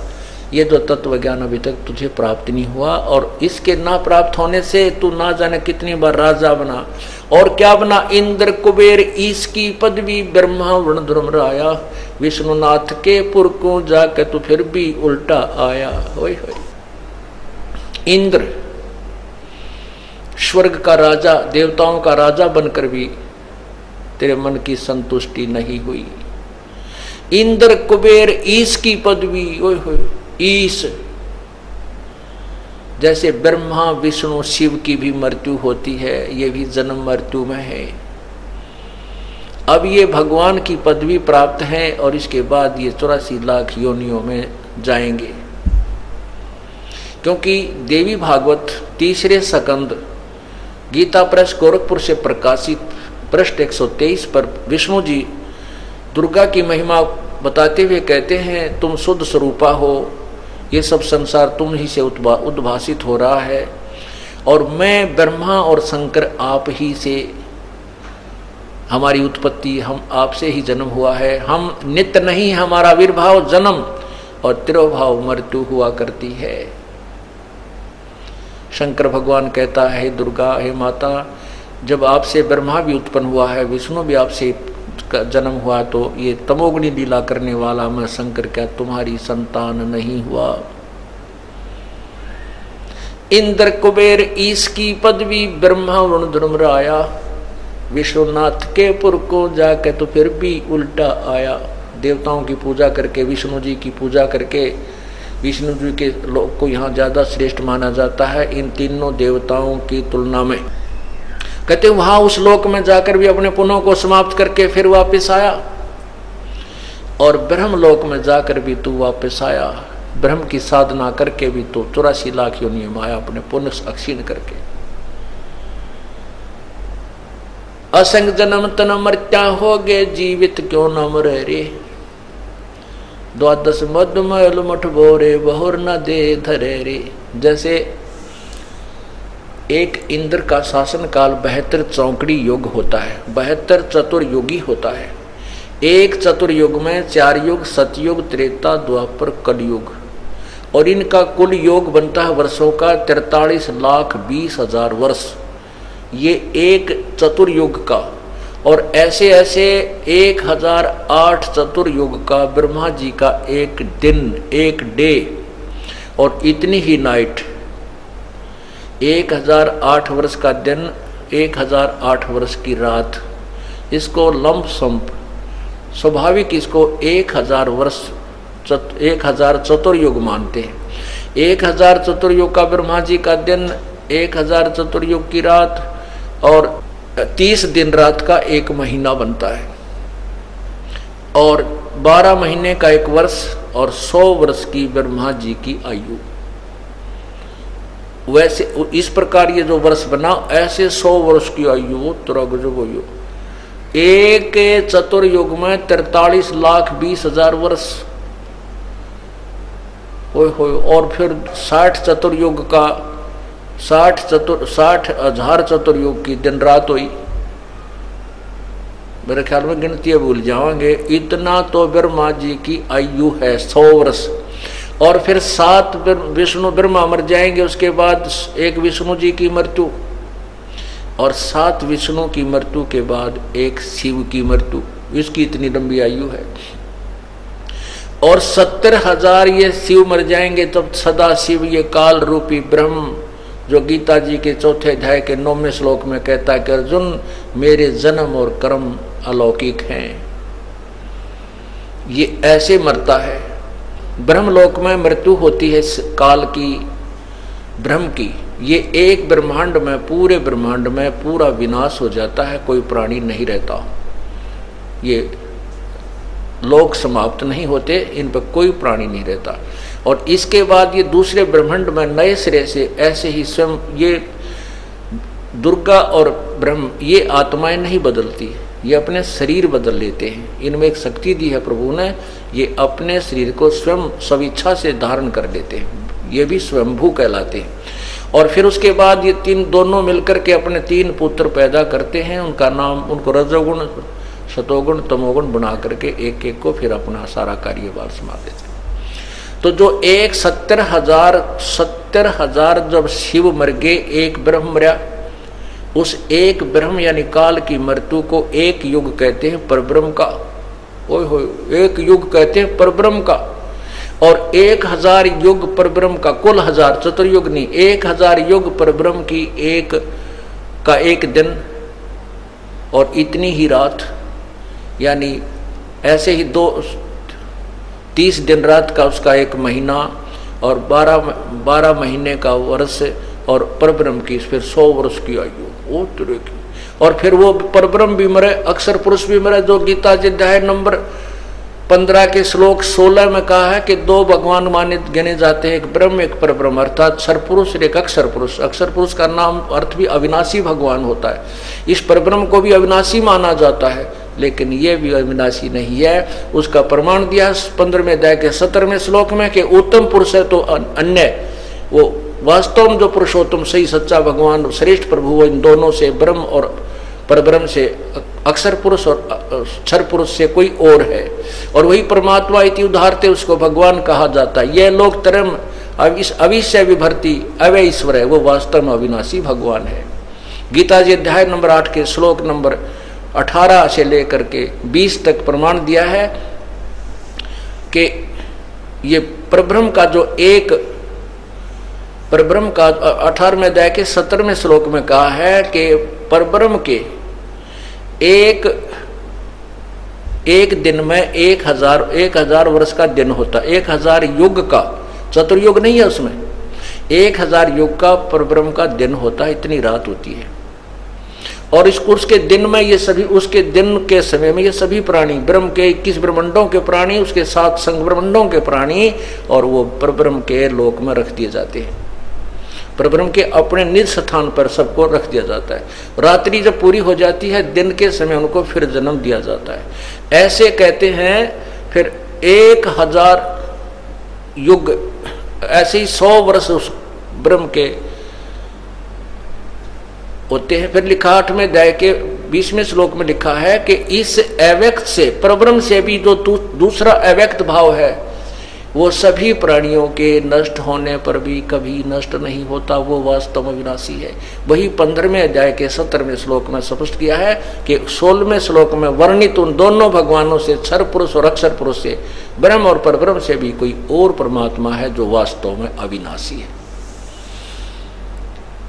वो तेरा गजब हो गया। क्या बताते हैं परमात्मा? एती उम्र बुलंद मरेगा अंतरे, सतगुर लगे ना कान न भेंटे संतरे। इतनी लंबी उम्र भी हो जाएगी तो भी मृत्यु होगी, क्योंकि तुझे वो तत्वदर्शी संत तेरे कान नहीं लगा, अर्थात उसका ज्ञान तुझे सुनने को प्राप्त नहीं हुआ। फिर क्या बताते हैं कि दोजक भिष्ट सभी ते देखे राजपाट के रसिया। दोजक स्वर्ग नरक को कहते हैं और भिष्ट कहते हैं स्वर्ग को। दोजक भिष्ट सभी ते देखे राजपाट के रसिया, जैसे आपने देखा भी महावीर जैन जी की दुर्गति, स्वर्ग भी गया, राजा भी बना, फिर नरक गया, ना जाने कितनी योनियां बुरी बुरी भोगी। दोजक भिष्ट सभी ते देखे राजपाट के रसिया, और 3 लोक से भी तरपत नाही ये मन भोगी खसिया। इस मन की इतनी गंदी वृत्ति है कि ये संतुष्ट नहीं हो सकता। साइकिल है, पहले तो हे भगवान एक साइकिल हो जा, साइकिल होगी, फिर थोड़ा गुजारा ठीक होते नो कहे भगवान एक मोटरसाइकिल हो जा, वह मोटरसाइकिल का भी मान ले बहुत हो गया। फिर नो सोचा है एक कार हो जा, सारा परिवार एक में घूमने चले, मौज हो जाए। फिर कार हो जा तो अच्छा, थोड़ा बहुत धंधा किसी का ठीक है तो कार ले ली लाख रुपए की, 2 लाख की। फिर और थोड़ा सा ब्योत यानी कोई स्थिति ठीक हो जाती है वित्तीय हालत, फिर नो का 20 लाख की गाड़ी लूंगा। अरे तेरा गजब वही हो, इसका की तो फिर हेलीकॉप्टर लूंगा, और उस हेलीकॉप्टर में गिर कर उड़े मरा पावा, गधा बना पावा। जो काम करना था वो किया को नहीं, भक्ति की नहीं। दोजिक भी सभी ते देखे राजपाट के रसिया, 3 लोक से तरपत नाही ये मन भोगी खसिया। सतगुर मिले तो इच्छा मेटे, पद मिल पदे समाना, चल हंसा उस लोक पठाऊं जो आद्य अमर अस्थान। कोई तत्वदर्शी संत मिले तो यहाँ की सब इच्छाओं को समाप्त करके एक परमात्मा पर आधारित कर देगा। सतगुर मिले तो इच्छा मेटे, पद मिल पदे समाना। पद यानी शास्त्र अनुकूल पद्धति, वे ऑफ वर्शिप, परमात्मा की विधिवत पद्धति साधना के करने से उस पद को 15वें अध्याय के जो 4थे श्लोक में कहा है कि तत्वदर्शी संत के ज्ञान के आधार पर साधना करने के बाद उस परमेश्वर के उस परम पद की खोज करनी चाहिए, जहां जाने के बाद फिर लौटकर संसार में कभी नहीं आते। सतगुर मिले तो इच्छा मेटे, पद मिल पदे समाना, चल हंसा उस लोक पठाऊं जो आद्य अमर अस्थाना। 4 मुक्ति जहां चंपी करती माया होरी दासी, यहाँ की अंतिम साधना है 4 मुक्तियां मानी गई हैं, और 4 मुक्तियों के प्राणी भी फिर वापस 84 लाख योनियों में आते हैं। कहते हैं वहां जो सुख तुम्हें यहाँ की 4 मुक्तियों में मानते हो, वहां तो तेरे चरणों में पड़े रहेंगे वो सुख सतलोक में।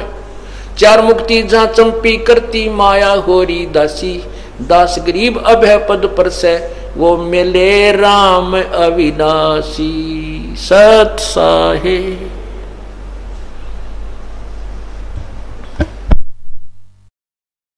सतवीर सिंह है, बिचपड़ी गांव से, गोहाना तहसील से, जिला सोनीपत। उनका पुत्र है भूपेंद्र दास। वो काफी वर्षों से इस दास के शिष्य हैं, परमात्मा के भक्ति कर रहे हैं। उन्होंने अभी गोहाना शहर में मकान लिया है, वहाँ रहने लगे। उनका एक छोटा सा बेटा है, वो ज़्यादा से ज़्यादा बच्चे 20-22 वर्ष के होंगे। तो उनके एक पुत्र है। वो लड़की अभी रो रही थी, दोपहर को मिल रही थी, रो रही थी और बता रही थी, ये शाम के समय कह रही थी, हे भगवान, हे गुरुजी, कमाल कर दिया। ये छोटा लड़का है, मैं ये शरारत करने लग जाता है, रोने लग जाता है, तो मैं टीवी ऑन कर देती हूँ। हमारे घर सीडी नहीं है, क्योंकि हम अभी घर से और गोहाना रहने लगे हैं, केवल टेलीविज़न है। तो मैं क्या करती हूँ, टेलीविज़न ऑन कर देती हूँ और इसको बैठा देती हूँ, और ये उसकी तरफ देखता रहता, मैं अपने काम कर लेती हूँ।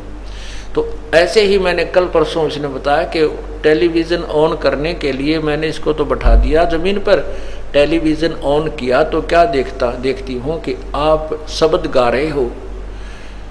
मैंने इस बच्चे को कहा, ले बेटा दंडोत प्रणाम कर गुरुजी आगे। लड़का ने दंडोत प्रणाम नहीं की, मैंने दंडोत प्रणाम किया और उठी, प्रणाम किया। आप शब्द गा रहे हो टेलीविज़न में, जैसे ये चल रहा है ऐसे। उसके बाद फिर आप चले गए। फिर मैंने सोचा दूसरे चैनलों पर देखती हूँ, शायद गुरुजी किसी दूसरे चैनल पा रहे हो। किसी पर चैनल पर कोई कार्यक्रम मुझे नहीं पाया। दोबारा फिर चैनल लगाया तो उसी पर आप फिर शब्द गा रहे हो, और फिर लड़के को कह रहे हो दंडोत प्रणाम कर बेटा। उस छोटे से बच्चे को ने फिर प्रणाम किया, और जब बच्चे ने प्रणाम कर लिया तो आपका चित्र वहां से शब्द गाता हुआ एकदम अंतर्ध्यान हो गया। बोलो सतगुरुदेव की। वो बच्चे यहाँ खड़े हैं तो एक बार खड़े हों। ये सामने खड़ा आगे, वो बेटी पीछे खड़ी है। वो छोटे से लड़के को भी गोदी में ले रखा होगा उसने, देखो जानते कौन सी है वे। इस बेटी नाचदास को आकर बताया कि ऐसी अनहोनी की परमात्मा ने। सतगुर जो चावे सो कर ही, 14 कोट दूत जम डर ही, ऊत भूत जम त्रास निवारे, और चित्रगुप्त के कागज पाड़े। बोलो सतगुरुदेव की, बोलो सतगुरुदेव की जय हो।